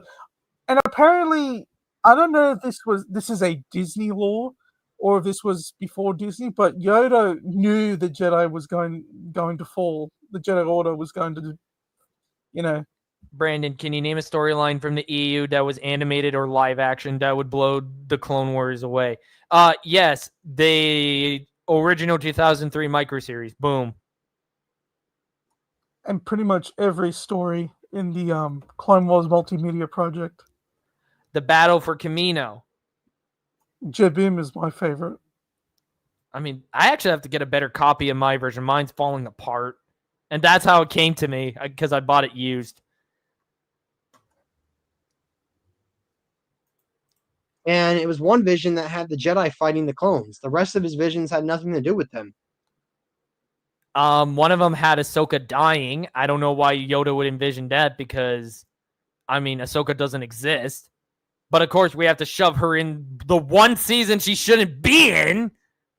Oh, yeah. Didn't part of the vision take place in that part of Coruscant that Dooku and Palpatine always meet up at? The so works? Why didn't Yoda want people to investigate that area? Because I guess Yoda is the biggest idiot in the galaxy. Yeah, pretty much. What are your thoughts on Natalie Portman being woke? I think it's a damn shame that she is. But there's nothing I can really do about it other than laugh at her for playing the stupid Jane Foster Thor in the god-awful Dumb and Dumber movie. Thor, Dumb and Dumber. Does she still die at the end of that movie? Yeah, she dies. Still stupid and should never have happened, though. So what was the whole point? Don't know, other than to demasculate Thor, I guess. Again. Christ. On top of that, we don't know the Sith Lord's plan, and acting out could be their downfall. So yeah, all in all, I don't see it as a universe-breaking issue. It is a universe-shattering issue, you moron! He doesn't see it as that. I mean, of course he doesn't. He's a retard. Yeah. For all that is good and gracious, Momo, get some brain cells. Even though retcons can be subjective at times, 2000's prequel haters had a long list of retcons between the trilogies. No, they Oh, man. didn't. No, they Even- didn't. Even if that's the case, even any retcons between the original trilogy and the prequels were purely creative decisions on George's part. They weren't retcons made because people had issues with the original trilogy. That's the difference between that and TCW. And I bet a lot of them are just stuff that these. We're almost done, Darth Ghostface, I promise, and then we'll move on to another stupid video. Don't think a lot of them hold up. I think a lot of the ones from TCW could be resolved. And let's say, for argument's sake, there are retcons between the films and TCW. There are retcons! Why are you There pretending are. like they certainly don't exist, you moron? Yeah, again, just no evidence. Doesn't actually, like... His explanations were nothing. They were just headcanon. Oh, God. Is he trying to convince his audience or himself? I mean, it should be telling that the retcons couldn't be resolved by Wikipedia. Exactly. They couldn't even justify Barriss Offee suddenly being back with the Jedi. If you look at Anakin's page on Wikipedia, they say, like, at the bottom, for the legends, they still, to this day, cannot resolve the continuity issue between Anakin's knighting in the micro series and then TCW starting in the first year of the war. So. What's he going to say is probably aren't even retcons, but instead just different from their original vision. Let's see. So, there are retcons between the film trilogies. Empire says Obi-Wan's master was Yoda, the Jedi Master who instructed me, not a Jedi Master. So do we throw out Phantom Menace? No, we can't because George made that movie, you moron. And George shows in Attack of the Clones that Yoda teaches younglings.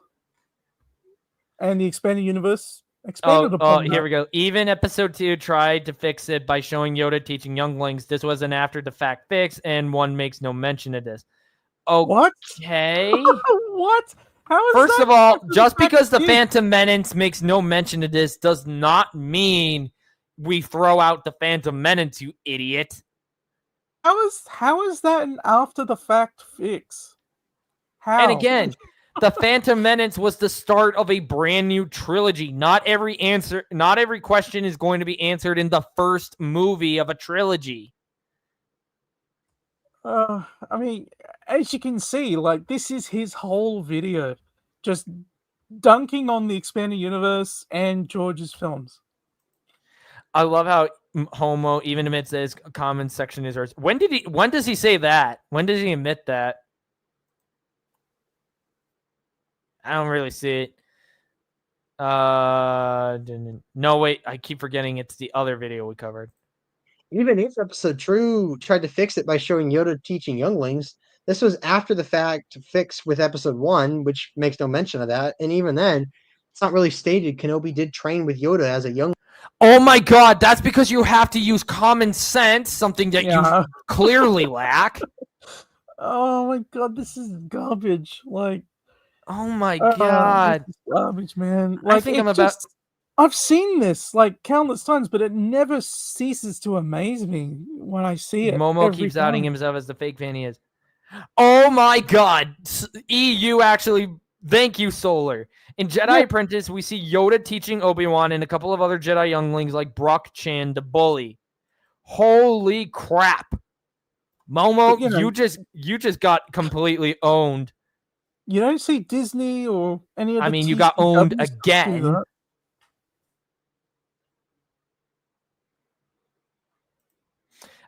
Oh, why didn't they just teach the Eagles? Yeah. Why didn't they just fly the Eagles to Mordor? I've seen that. At the top of the frame, he says he's still arguing with people. Oh, okay. Oh, right. This one, because, he's arguing with, he particularly has been arguing with a lot of people who, not to show my own Star Wars elitism here, but I seem to know a lot more about Star Wars than you, Momo. Yeah, Momo is I'd say he's a normie. No, I would say he's a fake fan, plain and simple. And a wannabe Yeah. Disney shill. A fake fan, yeah, that's more fitting. I lost my patience with Momo a long time ago.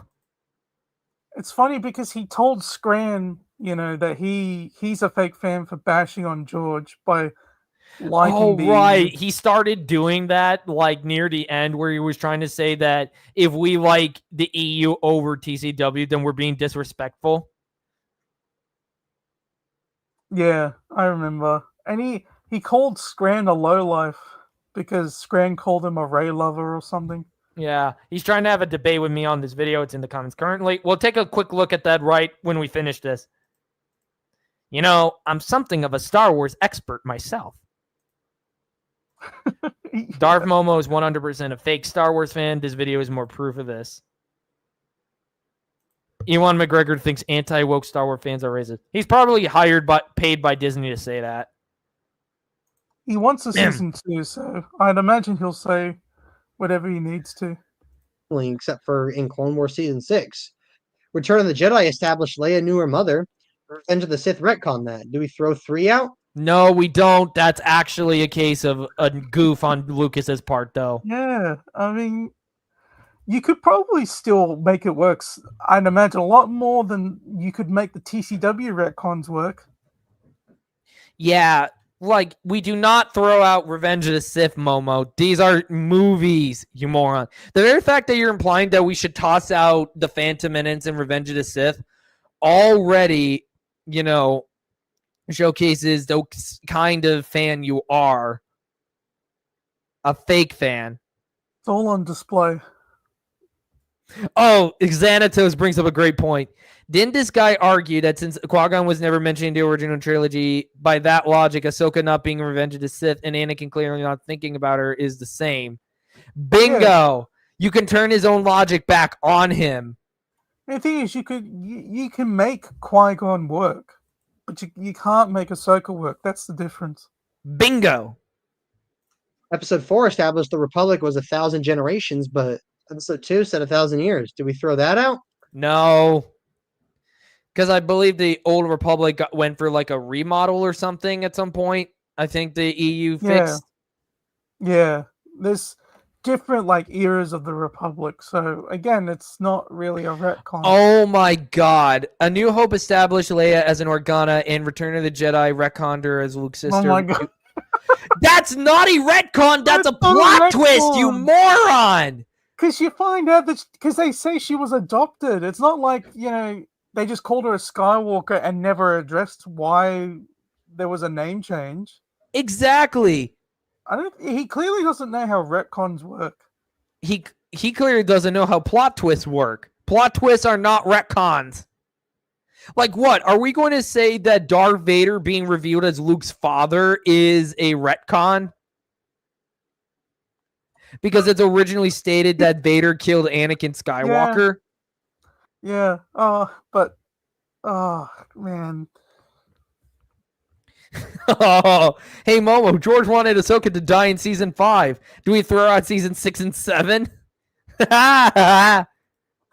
Great one. George agreed to it, so we gotta keep it.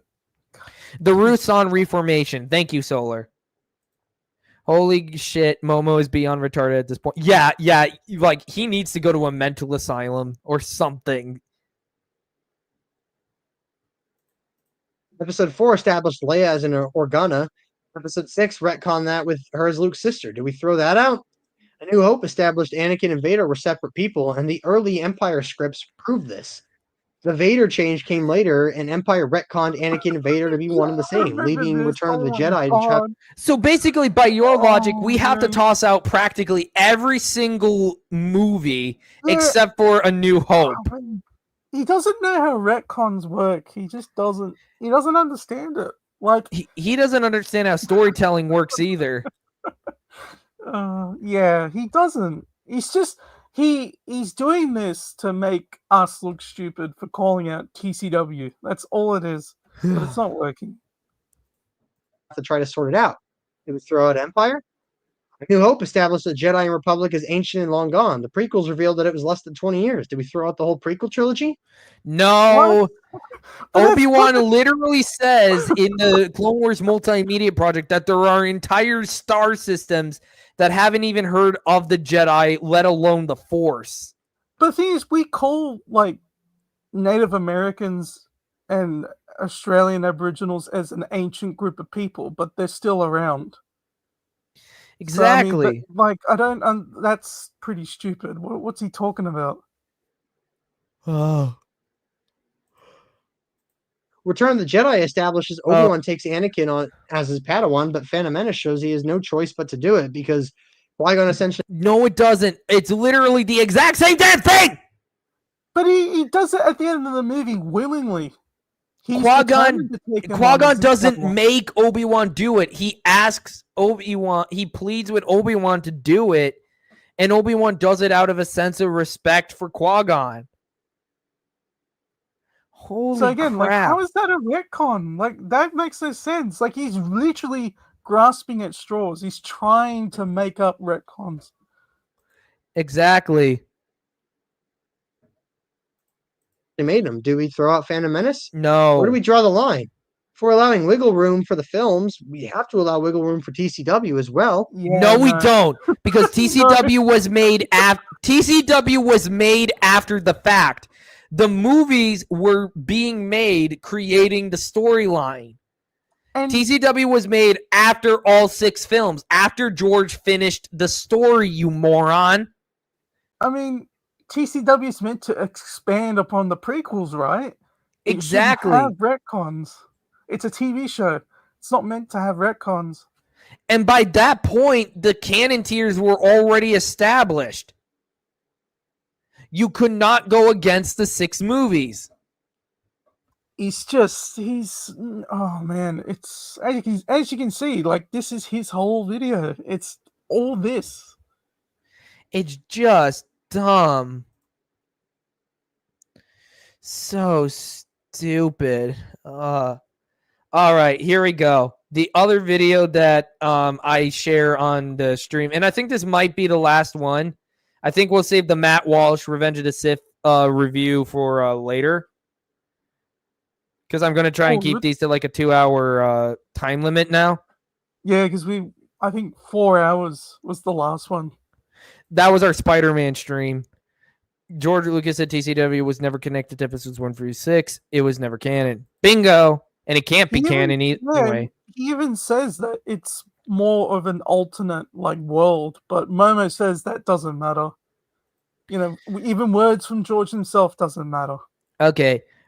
We have Critical Analysis Hub with Ahsoka should have been in Revenge of the Sith. 2 weeks ago, by the way.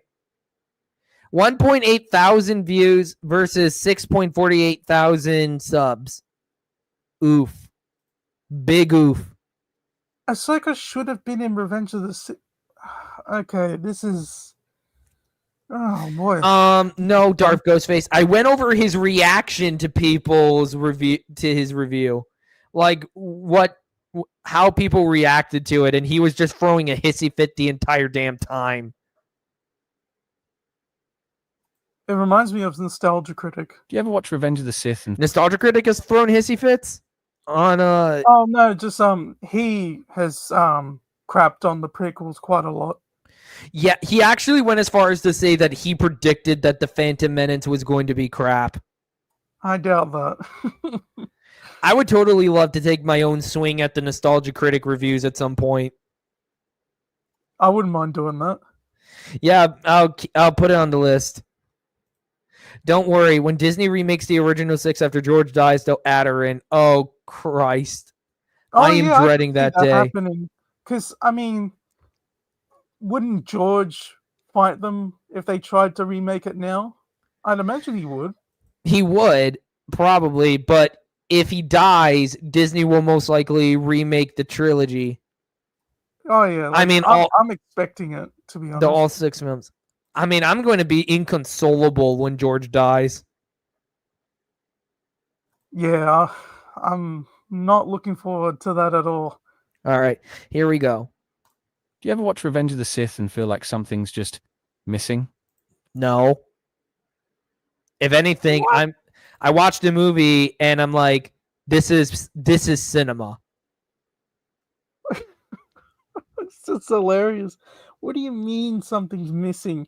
Ahsoka's missing from the movie. Jeez, man. Like, the fall of Anakin is supposed to be the emotional climax of the entire prequel trilogy, right? And it is.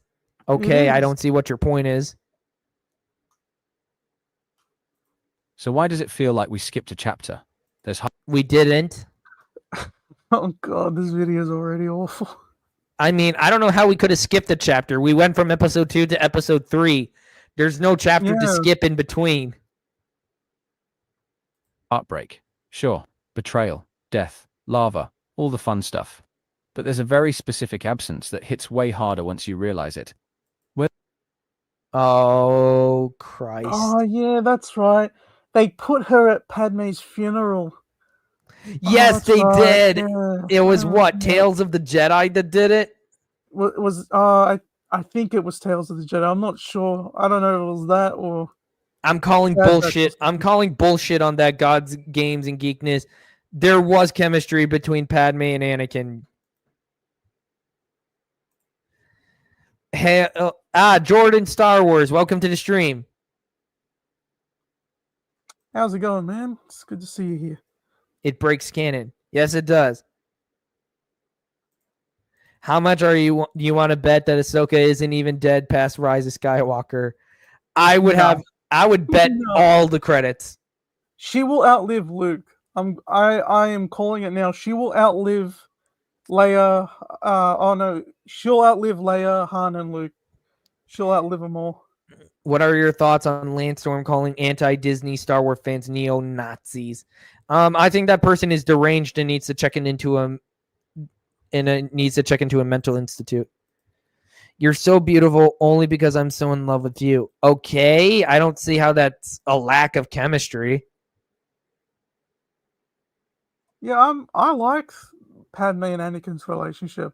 I never had issues with it. My Why only does issue- Ahsoka? Oh, sorry, Scruffy. You're right. Why does Ahsoka have to attend Padme's funeral, but Obi-Wan and Yoda couldn't and had to watch her funeral in a HoloNet?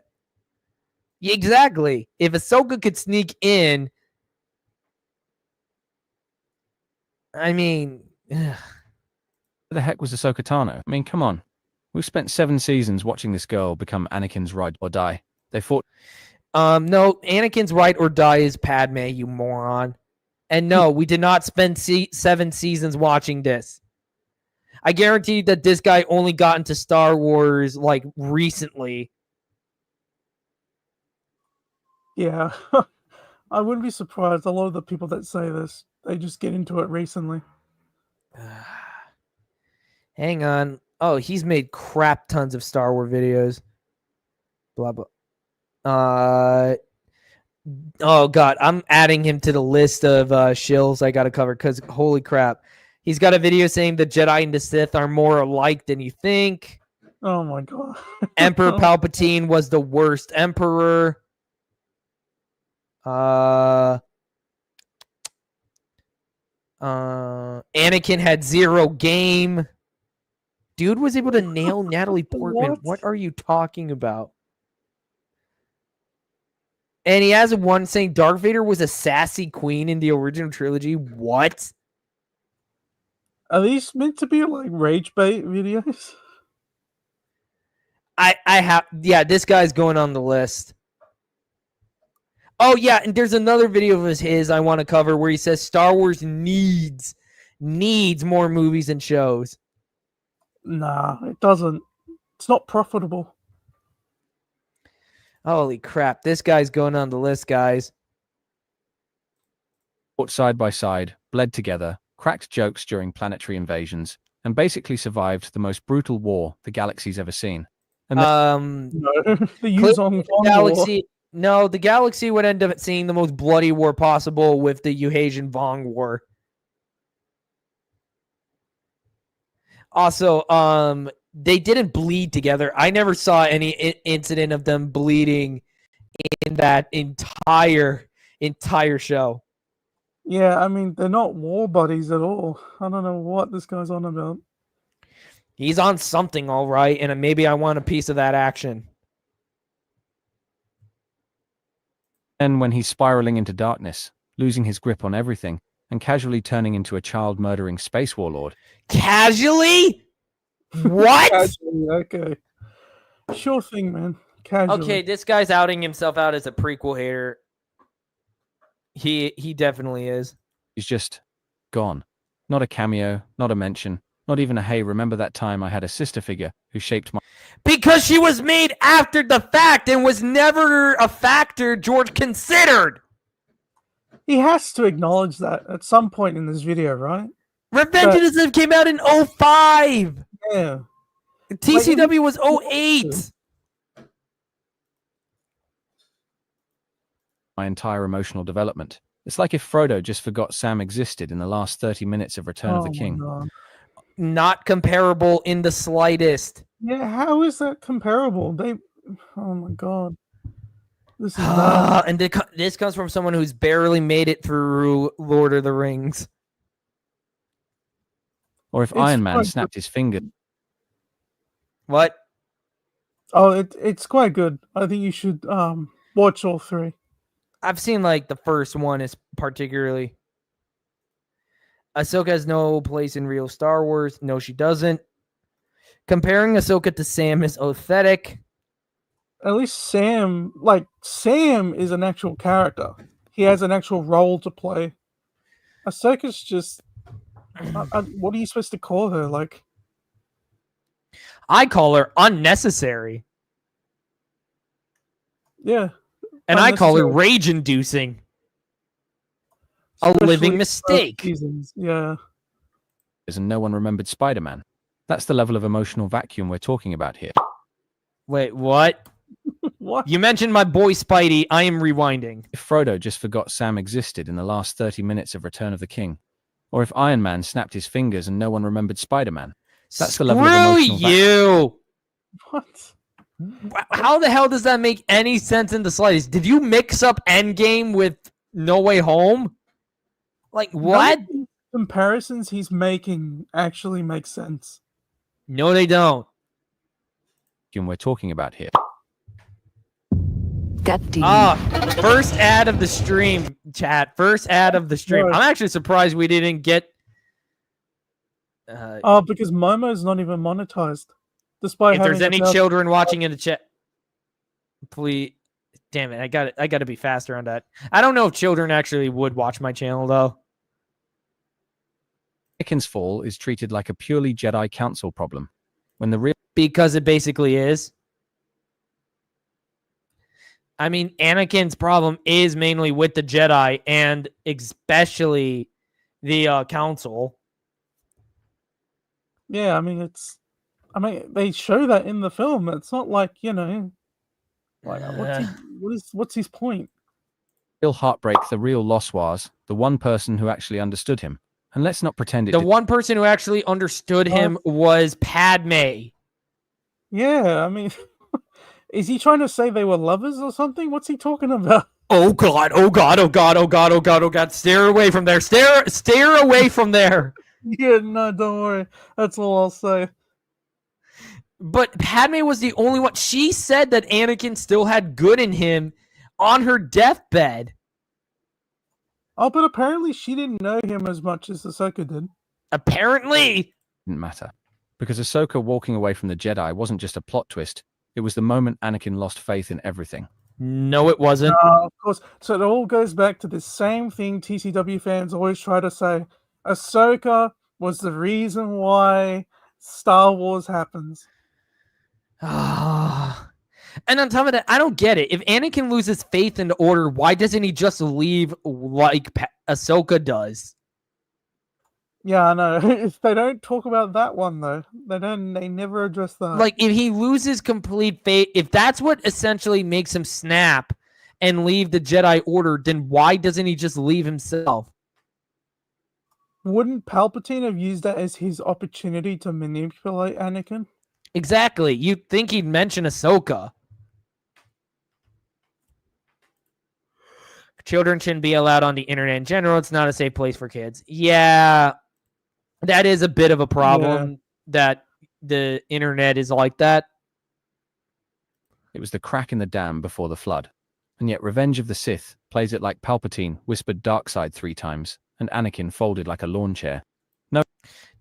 Oh my god. This guy seems to be talking about this without knowing that TCW came after Revenge of the Sith was released. He has to acknowledge that in this video. He has to. Like, this By, is like- clearly like a clickbait video.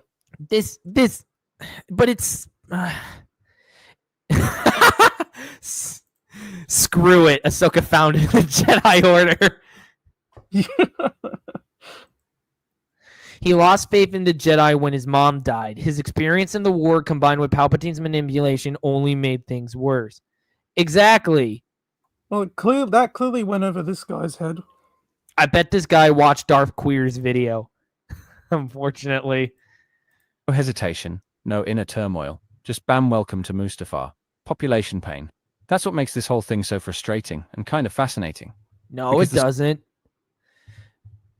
Oh my god, he is really trying to simplify and punch down on Anakin's actual fall to the dark side. Yeah, like again, they always make it that Ahsoka is what makes the Star Wars saga happen. Story knows Ahsoka matters. They just forgot to include her in the one film where she was. Whoa, Because the story knows Ahsoka matters. They just forgot to include her in the one film where she would have meant the most. The story knows Ahsoka is important, but they forgot to. They didn't forget. She wasn't even a thought when this movie was being made. No one thought her up. No one created her character. I bet the words Ahsoka Tano did not enter a single person's mind when making this movie.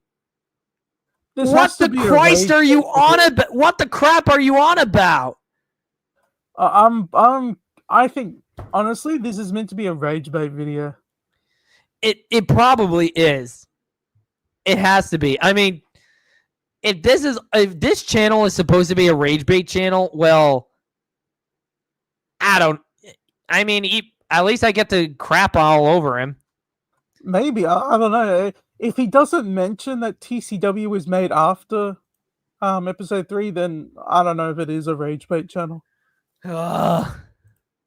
Not to us, but to him. This wasn't just a missed cameo. This was a missed opportunity to make Anakin's fall actually hurt. And that silence... Anakin's fall does hurt! The death of the Jedi! Padme's broken heart! The fall of democracy and the rise of a dictatorship! What's the How comment is that section not like? supposed to hurt? How's the comment section? Are there people agreeing with this guy? Let's find out, shall we? Simple. Oh, no. Okay, everyone's crapping all over him. Simple. Her character okay. literally didn't exist yet until long after the prequel trilogy was done. TCW came out after Revenge of the Sith. Ahsoka wasn't created yet, so they didn't forget to put her in Revenge of the Sith. No, Ahsoka shouldn't have been in Revenge of the Sith, and it's great that she wasn't. She didn't need to be in Revenge of the Sith. I don't have anything against Ahsoka, but she didn't need to be in that movie. Okay, kind of an L there, but whatever. Look at the Demanchi comment. She's the only one that truly understood him. She studied, she walked in his shoes. She was his ride or die. Unlike Obi-Wan, that was torn between justice and mercy. Stubborn like Anakin, Ahsoka would have followed Anakin to meet Sidious and prevented the turn. What? Oh my god. Oh god. Oh my god, and this Yeah. she I brought knew out it. the best in him. Something even Padme couldn't do on it. What the Yeah, of course. Ahsoka's more important than anyone else. what the Christ am I reading? Did bro forget this Clone Wars show started after the prequels? Oh my god. So you have some idiots who agree with him and some that oh my It's a mix, god. Yeah. Oh god. Oh my holy shit. louder than all the screams on Mustafar combined. In this video, we're breaking down why Ahsoka absolutely should have been in Revenge of the Sith, how her absence reshaped the emotional weight of the story, and why the biggest tragedy of Anakin's fall might be the person who wasn't there to stop it, or to say goodbye. And in this stream, we will tear apart this damn video and humiliate this guy so that he'll never want to ever make another Star Wars video again. This video, oh boy. 2 minutes in and it's already like pure cancer. Ahsoka created midichlorians and the Force is the air she exhales. Oh, God. No, she's the reason why Anakin was made. Rey is more important than Luke because she actually kills Palpatine. Christ. Let's be honest. The second you finish watching the Clone Wars and then jump straight into Revenge of the Sith, something feels off. Exactly who would do that, though? Who would genuinely watch The Phantom Menace, Attack of the Clones, then watch the entire all 7 seasons of TCW, and then jump to Revenge of the Sith? Honestly, who would? Momo, but that's even if he watches the movies. Or Hello Greedo when he's trying to brainwash his kids into liking Disney Star Wars. Oh god, yeah, that guy is just insufferable. Ahsoka, oh no, I wouldn't show TCW to a homeless person. Ahsoka was the reason why the galaxy, Sith, and Jedi were made. Ahsoka caused a big bang. Oh god. You just spent 7 seasons watching Anakin and Ahsoka fight together, bleed together, laugh, argue, and literally survive war together. We've watched 7 seasons of canon-breaking garbage with Ahsoka driving us up the wall, and we wish that Anakin would just slaughter her. Or set her up so she dies during the war in an explosion or something. Maybe this isn't a rage bait video because there are comments where people agree. So I don't think it is rage bait. I genuinely think this idiot is that retarded. Christ. And then suddenly, poof, she's gone. Not mentioned, not referenced. Not even a Jedi Council, side-eye in her direction. And you do remember that why would she even cameo in the movie anyway? She left. She wouldn't even know what's going on. Yeah. And even if we were not to take season 7 into account, I mean, why would she care? Yeah. Why? Why would Watching she care? W between Attack of the Clones and Revenge of the Sith would leave you confused as hell. Yeah, it would. What are my thoughts on Matthew Stover going woke? I think that's another damn shame. Can't believe I used to watch Hello Greedo. I actually would like to debunk his video talking about the dumb stuff that was in the EU. Yeah, that video is just cringe. Exactly. for anyone who saw her as part of Anakin's emotional DNA, Absolutely nobody in the history of ever thinks like that. Like nobody with rational thinking. Oh God, I gotta get a glass of water after this. My throat, man. that's a massive Rage. void. Yeah. It's weird, right? You've got a movie that's laser focused on Anakin's descent into darkness, and yet it leaves out the one person who actually might have pulled him back. So not Padme, not Obi-Wan. Nobody else could do it but Ahsoka. You know, the character that Obi-Wan who he views as a brother. Hell, the reason Obi-Wan's even away from Coruscant is so Palpatine can move in and manipulate Anakin without Obi-Wan being there to help. Keep Anakin grounded. But no, apparently Ahsoka mattered more. Apparently. Have you seen Hello Greedo's video on the special editions? He takes many opportunities to shit on the prequels and even on George Lucas himself and does videos. I have not, but I will put that on the list. Yeah, they all do that. They always just crap on George. He was patient zero for Disney shills. Oh, but Skeleton Crew is pure Star Wars, apparently, to Greedo. Ugh. Like, imagine doing a movie about Batman losing his mind and just casually forgetting to include Alfred. It's not just an oversight, it's a narrative blind spot, because Ahsoka wasn't a side. I mean, you could probably. I mean, considering that DC has still not brought Alfred back from the dead.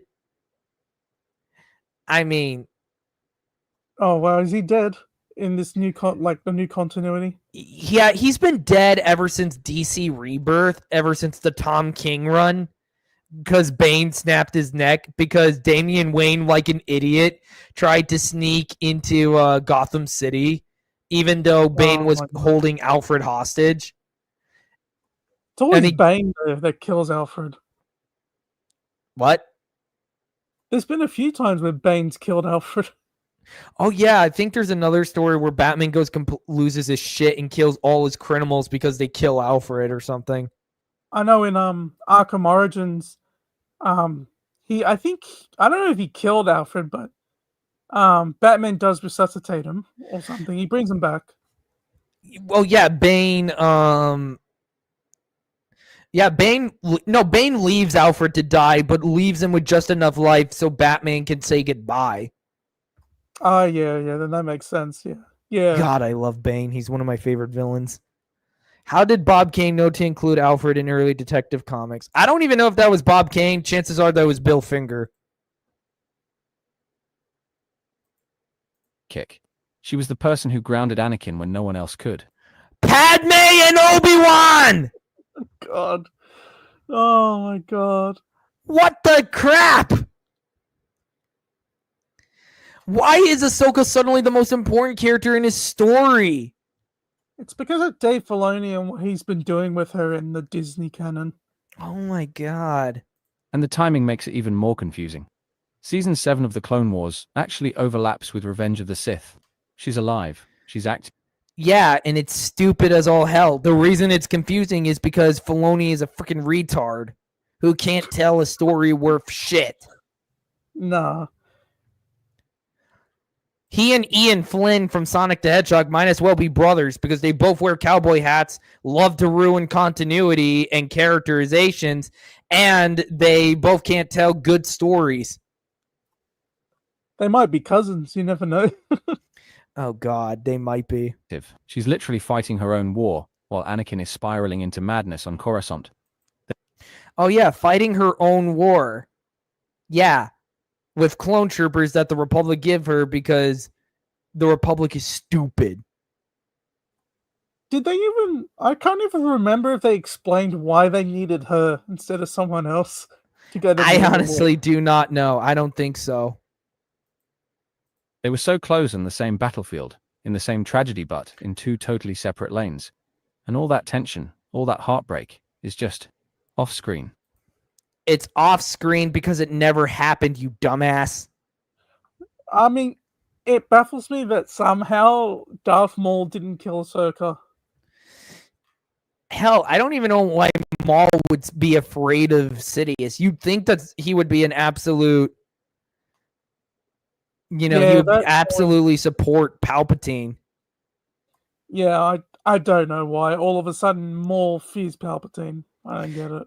Clone Troopers did Tograta face, by the way. Yeah.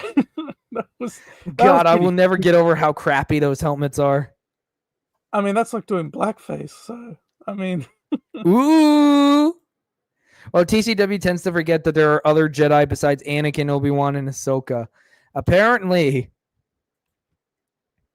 I'm actually surprised that given that Filoni has a fetish for wolves, that he did include that wolf Jedi from the micro series. The whole wolf thing, I think, started from that anime he based Ahsoka's face. Princess Hey, Mononoke? Yeah, because isn't there like a big wolf dog thing in that story? I haven't watched it. I have no idea. I didn't watch it either. It just, I honestly think that's where Filoni got that idea to have those big wolf fucking things from. So yeah, naturally you start to wonder, what if she had been there? What if the Jedi hadn't cast her out? What if... Oh no. No. Do not go into what if territory. I cannot handle... I don't know if I can handle, debunking another crappy what if fan fiction tonight. This better not be a shipping video. God help me if it is. Oh Christ, if it is. If it is, we will have tackled our first shipping video on stream. What is it with Dave Filoni and wolves? He's a wolf sexual. That's what. I think he's a furry. He might be. If Anakin had someone in his corner who wasn't lying to him, or manipulating him, or sending him to spy on people he respected? What So if Ahsoka Obi-Wan had was been in the lying to temple him? when things I have no idea. started to collapse? It's not just a fun what if. It's a question the story never truly answered. And when the stakes of this Because the story never took that into consideration because Ahsoka didn't exist. Yeah, I don't think he acknowledges that in the video because people are telling him in the comments. Is he going to be flowering now headcanons? He might as well. He might as well. Filoni is JJ's lost relative, probably given their tendency towards bestiality, especially towards canines. Oh, God. Oh, man. high end He always has fall is dreams this about deep, you have Filoni. to It's ask. weird. Why leave out the one person who could have changed everything? Because she never existed in the first place. Okay, So we go to Rome. The whole time I think the head boyfriend. He said okay, and then it just goes to an ad break. It's like he agreed with you. Woo! See, of course everyone's going to agree with me because I actually know my shit.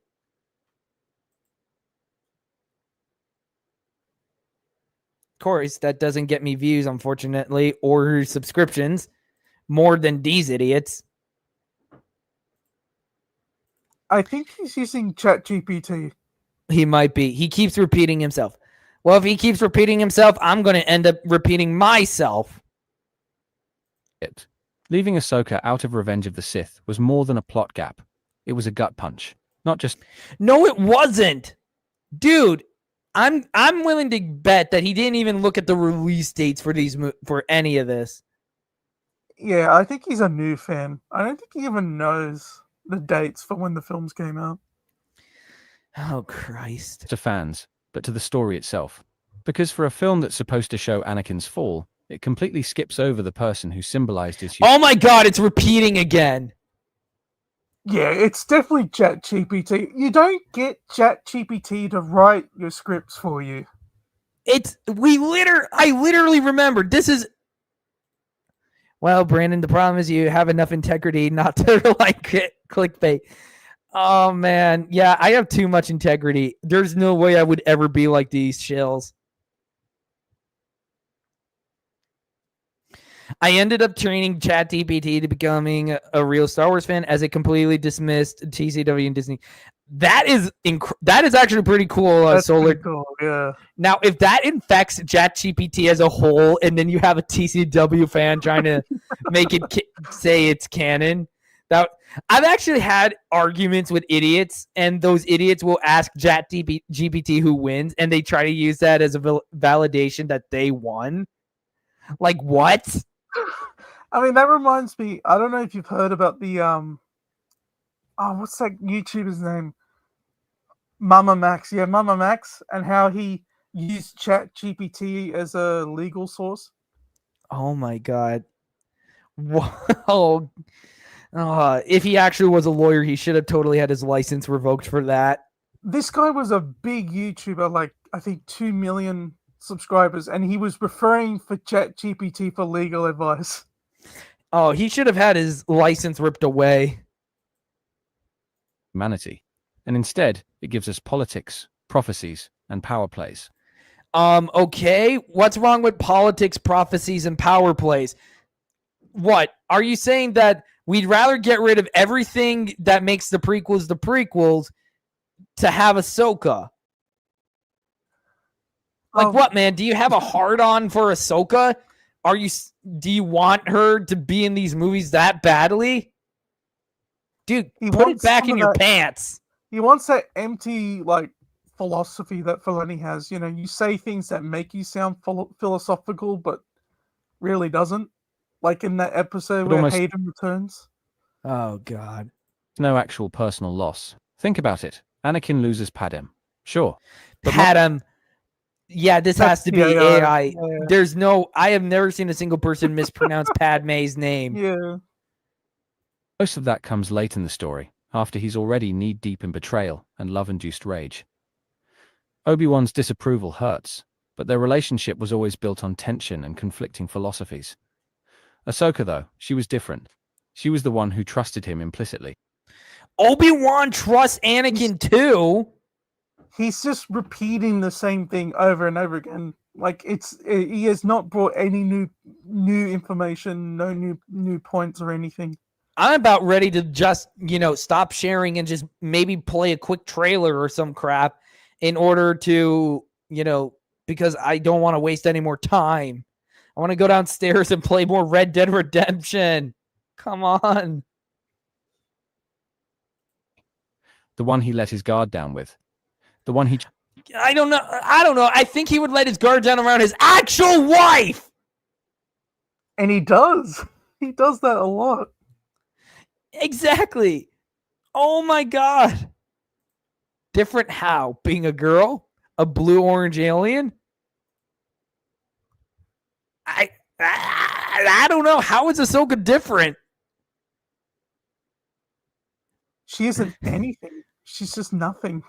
Anakin falling to dark side, Ahsoka best friend, Ahsoka not there, rinse and repeat. That's all this video is. And I'm losing my gosh darn mind. chose to care about when everyone else felt like duty. There's a kind... Wait, okay, this definitely has to be AI. That was an awkward pause. Yeah, this in the was video. clearly he put in a prompt and then copy and pasted the results into 11 Labs or something. Oh Christ! I swear, if that's what all his channel is, he's almost as bad as Star Wars Meg. At least she doesn't leave in things like Padam. Luke, did I ever tell you about Ahsoka Tano? That meme explicitly calls out the fact that Ahsoka makes no sense and is a fetish jailbait character. Ooh, fetish. Okay. Wow. Wow. I mean, it's a Filoni fetish. I know that for sure. We all know that.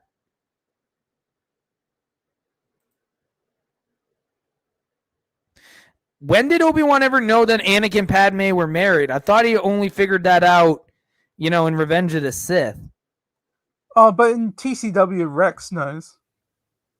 Of course he does. I mean, to be fair, it is season 7. Like, Rex plays lookout for Anakin. And it's heavily implied that Rex knows what he's doing. Yeah, Obi-Wan might have suspected that they're married, but he probably doesn't have to flat out know it. Because because of Star Wars obsession, he goes to Anakin, who's spending his shore leave with Padme on Naboo. Yeah. I mean, there's also how in season 7, Padme's already pregnant. Like, she's already in the hologram. I'm exactly. Sure, and it's like, wait, but doesn't Anakin find that out after, the beginning of episode 3? That was in the Revenge of the Sith novelization. I have to go back and reread it because I don't remember him actually knowing that they were married. Because I find that a bit... I'm skeptical on that. No offense, Lore Master Chris. I always assumed he suspected it. Me too. Of pain that comes from absence. Not the loud, dramatic kind, but the quiet kind. The loud and dramatic... Star Wars is literally a soap opera. That's what you expect. Loud and dramatic. Yeah, you have quiet moments. I mean, hell, the scene where Anakin is sitting in the Jedi Council chamber is quiet. He's showing it right now. Kind that makes you realize how empty something feels without even knowing why. And watching Revenge of the Sith after seeing Ahsoka's arc is exactly that kind of pain. What arc? Ahsoka doesn't have an arc. There's no arc to be had. Nice word salad. Or as SpongeBob would call it, a salad. Because screw it, I'm a big SpongeBob fan. Classic SpongeBob fan, obviously. Because she's not just missing from the screen, she's missing from Anakin's heart.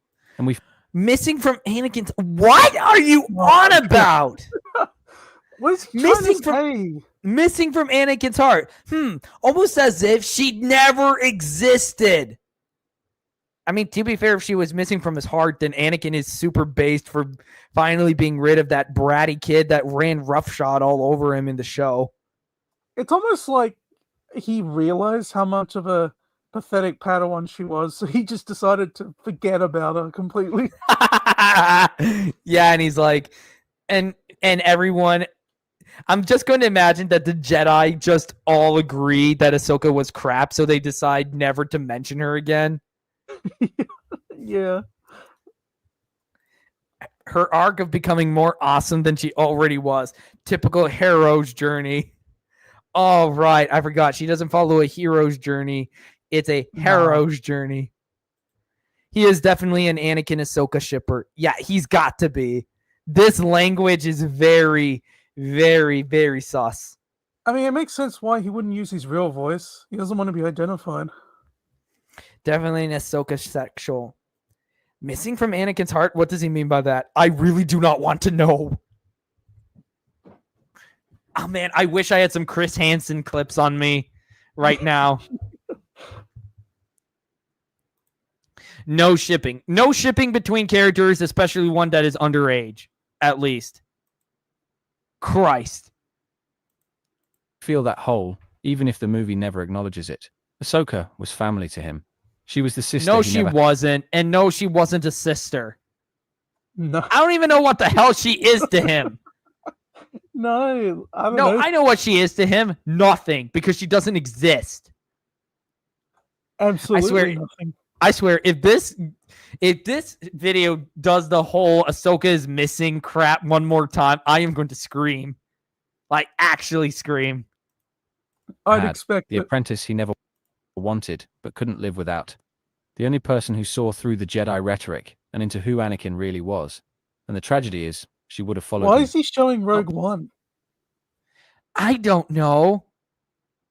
I don't even know why he's showing any of this.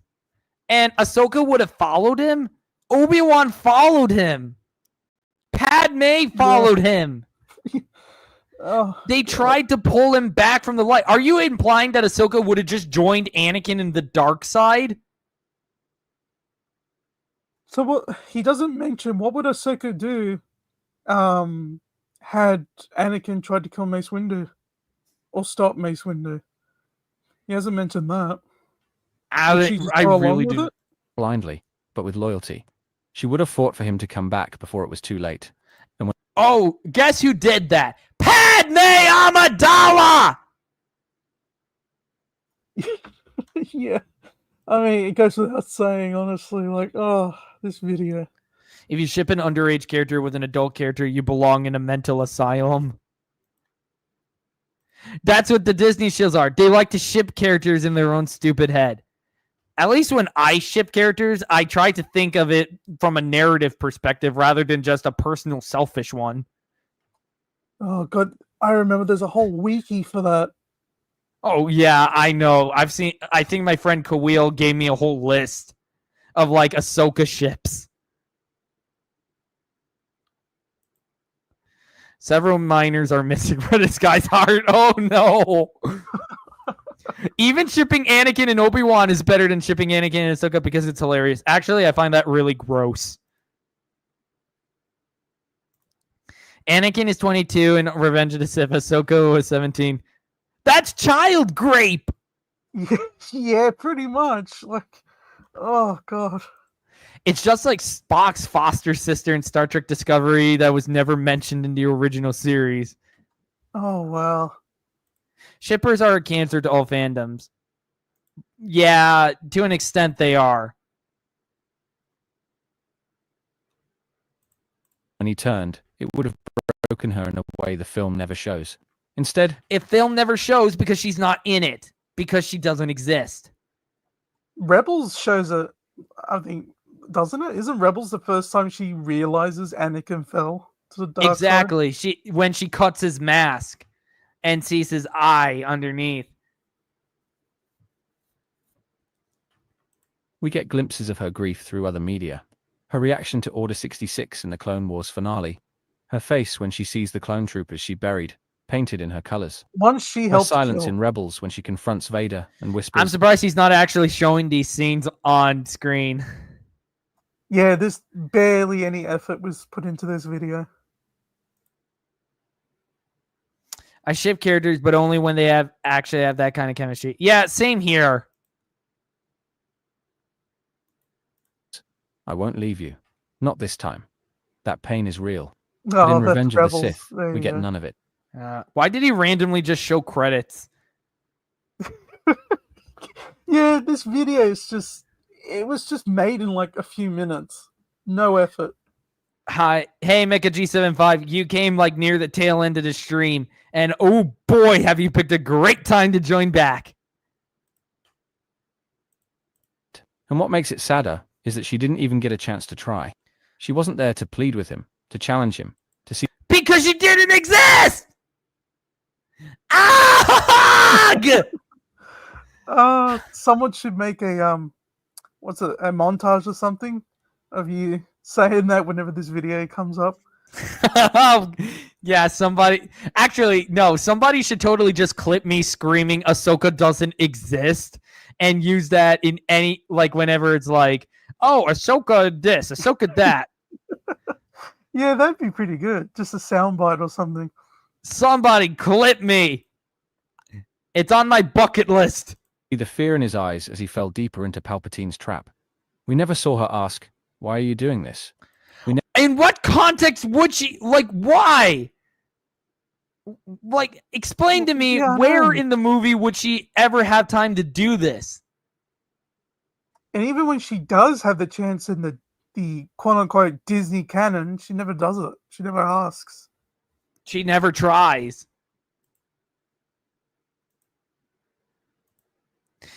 Brandon, you scream like a banshee. Jeez. Thank you. Thank you. Yes, of course I scream. I scream like a banshee because nobody can be more filled with rage at fiction than I. I give Nostalgia Critic a run for his money. I mean, to be fair, that's because I actually give a shit. Never saw her grieve for the man she once called Sky Guy. And without that, the Oh, emotional God. arc of the prequels. Sky Guy. Snips. God, I thought I forgot about those. I can't. I honestly thought I forgot for a while, but then I immediately remember whenever I see a clip of her. Feels incomplete. It's the kind of sorrow that lingers. Not because it was loud or dramatic, but because it never got a voice. Oh my God! No! It never ends. Oh my God! It's repeating the same points over and over and over and over again. Dear God!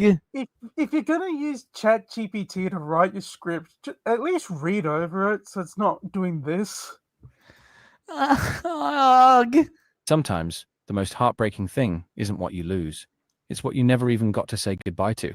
Now picture The heartbreaking. Ugh.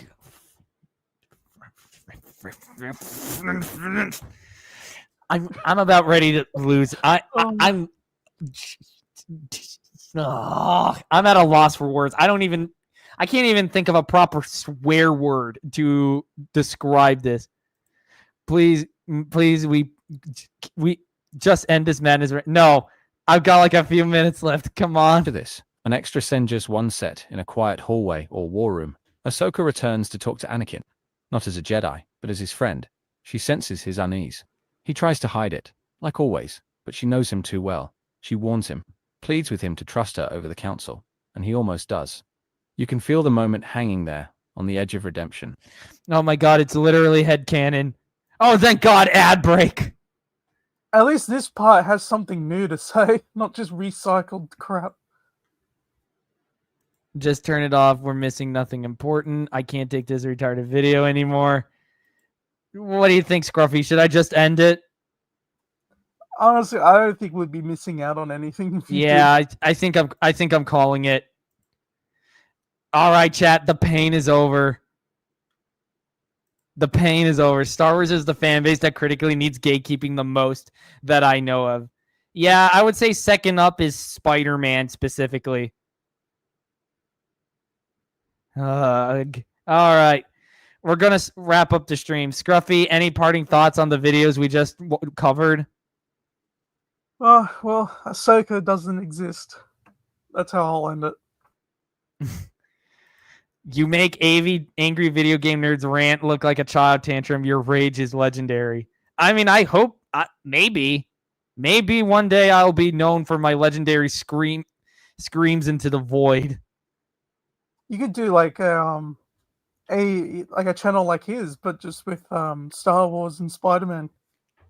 And every other franchise. Maybe.